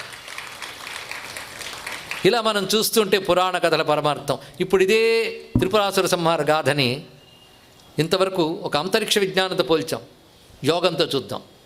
3 పట్టణాలు పట్టుకుని అక్కడ ఇక్కడ తిరుగుతూ భోగాలు అనుభవిస్తూ ఒకరిని ఏడిపిస్తూ సుఖపెడుతూ తిరుగుతున్నవాడు ఎవడయ్యా? 3 పట్టణాల్లో ఉన్నవాడంటే స్థూల సూక్ష్మ కారణ శరీరాల్లో తిరుగుతున్నటువంటి వాడు. అవే నేను అనుకుంటూ తిరుగుతున్నాడు. ఈ 3 పట్టణాలు మళ్ళీ మొదటి 2 రోజులు చెప్పిన కథ తీసుకొస్తే 3 పట్టణాలు దగ్ధం కావాలి, ఒకటి కాదు. ఆ 3 పట్టణాలతో మమైకపోయిన స్థూల సూక్ష్మ కారణ. వాటిలో మరో 3 ఉన్నాయి, సాత్విక రాజస తామస. ఈ 3 గుణాలు, 3 పట్టణాలు ఈ పట్టుకు వేలాడుతూ తిరుగుతున్నాడు ఇక్కడ. ఎప్పుడు నీకు విమోచనం జరుగుతుందంటే ఈ 3 పట్టణాలు, ఈ 3 గుణాలు దగ్ధమై శుద్ధమైన ఆత్మతత్వం తెలిసినప్పుడే తెలుస్తుంది. ఆత్మ ఎక్కడుంది? సర్వవ్యాపకమైన ఆత్మని తెలుసుకోవాలి. ఒక చోట కన్ఫైన్ ఒక బాడీలో ఉన్నది కాదు, సర్వవ్యాపకం. సర్వవ్యాపకం అంటే విష్ణు, అది బాణం అంటే జ్ఞానం. సర్వవ్యాపకమైన బ్రహ్మజ్ఞానాన్ని పరమేశ్వరుడి గురువై సంధిస్తే ఆ జ్ఞానం దెబ్బకి ఈ 3 పట్టణాల అహంకారం పోయి త్రిగుణాలకి 3 శరీరాలకి అతీతమైన ఆత్మతత్వం వెలుగులోకి వస్తుంది. ఇప్పుడు దీన్ని 2 రకాలు చెప్పాం. ఇందాకేమో అంతరిక్ష విజ్ఞానంగా దేవతా కథగా చెప్పుకున్నాం, అది వింటేనే చాలా ఉత్సాహం. తర్వాత ఇది కాస్మోస్ చెప్పుకున్నాం రెండవది. మూడవది ఏం చెప్పాం? వేదాంతపరంగా చెప్పాం. 4వది ఏంటో తెలుసా? యోగ శాస్త్రం. 3 అడ్డదిడ్డంగా ఉన్నాయి కానీ ఎప్పుడూ ఘర్షణలే వెళ్ళిపోతూ ఉన్నాయి. ఆ అడ్డదిడ్డం కొట్టమంటే ఒకేసారి కొట్టాలి. అంటే బ్రహ్మగ్రంథి విష్ణుగ్రంథి రుద్రగ్రంథి భేదనం ఏకపర్యాయం చేసి ముక్తిని ఇవ్వగలిగేటువంటి ఏ అనుగ్రహం ఉందో అది చూడాలి. దానికి ఏం చేశాడు? సర్పాన్ని పెట్టాడు, మేరు పర్వతాన్ని పెట్టాడు. అంటే స్థిరంగా కూర్చొని సర్పం రూపమైన కొండల్ని జాగృతపరిచి అటు తర్వాత లక్ష్యంపై దృష్టి పెట్టి 3 గ్రంథుల్ని ఛేదించేటువంటి గ్రంథిత్రయ భేదన విద్య దానిలో దాగుందండి ఇక్కడ. ఇప్పుడు చెప్పండి ఎన్నున్నాయి. అందుకే పురాణ కథ ఒక్కటి package of so many things. ఇది తెలుసుకోండి ఇక్కడ.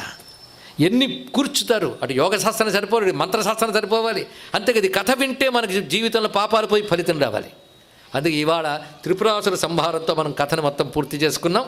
రత్నసాను శరాసనం రజతాద్రిశృంగ నికేతనం శింజినీకృత పన్నగేశ్వర మచ్యుతానల సాయకం క్షిప్రదగ్ధపురత్రయం త్రిదివాలయైరభివందితం చంద్రశేఖరమాశ్రయే మమ కిం కరిష్యతి వయ్యమః చంద్రశేఖర చంద్రశేఖర చంద్రశేఖర పాహి మాం చంద్రశేఖర చంద్రశేఖర చంద్రశేఖర రక్షమాం అని నమస్కారం చేసుకొని ఇంకొక రోజు మిగిలింది.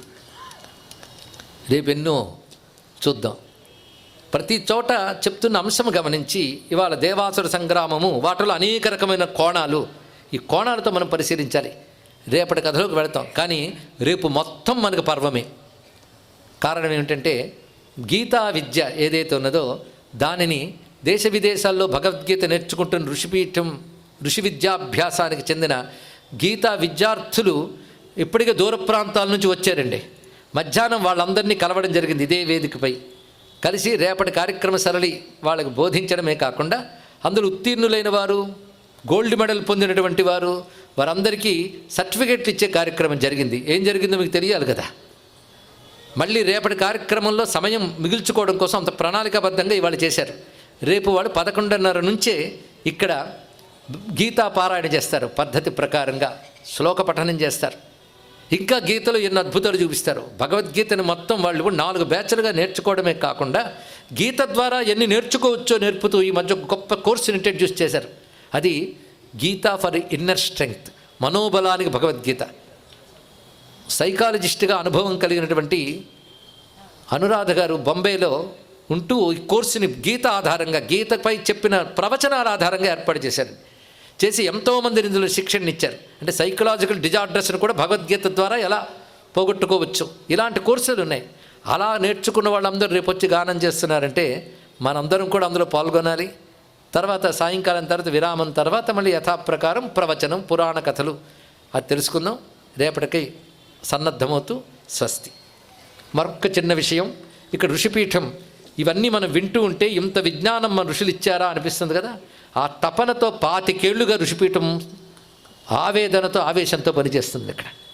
అలాగా ఒక ప్రత్యేకమైన పత్రికను నడుపుతున్నది ఋషిపీఠం. ఆధ్యాత్మిక పత్రిక కాదు, ఇట్ ఈజ్ కల్చరల్ మ్యాగజైన్. తెలుసుకోండి, ఇక్కడ మన హెరిటేజ్ని చెప్పడం కోసం మన కళలు, మన విద్యలు అన్నీ కూడా ఇందులో అందించడం జరుగుతుంది. దానికి సంబంధించిన మేధావులు రచనలు చేస్తున్నారు. మరొక్కటి ఋషిపీఠం గురించి చెప్పాలి అంటే, పెద్దలు జగద్గురు శ్రీ శ్రీ శ్రీ భారతీతీర్థ స్వామివారి శృంగేరి పీఠాధీశ్వరులు వారు ఋషిపీఠంపై అనుగ్రహంతో ఇంతవరకు ఎక్కడ ముద్రణ కాని అనుగ్రహ భాషణములు ప్రతి నెల ఋషిపీఠానికి పంపిస్తాను అని వారు అనుగ్రహించితే ఇంకేం కావాలి. వారి అవ్యాజ అనుగ్రహం వల్ల ఎక్కడా రాని జగద్గురువుల యొక్క అనుగ్రహ భాషణ వస్తుంది. ఈ మధ్య వారు సన్యాసాసనం స్వీకరించి 50 ఏళ్ళైన సందర్భంగా స్వయంగా విధుశేఖర భారతీ స్వామి వారు తమ గురువుల గురించి రాసిన వ్యాసం ఋషిపీఠానికి అనుగ్రహించారు వారు. ఇదొక ప్రత్యేకత.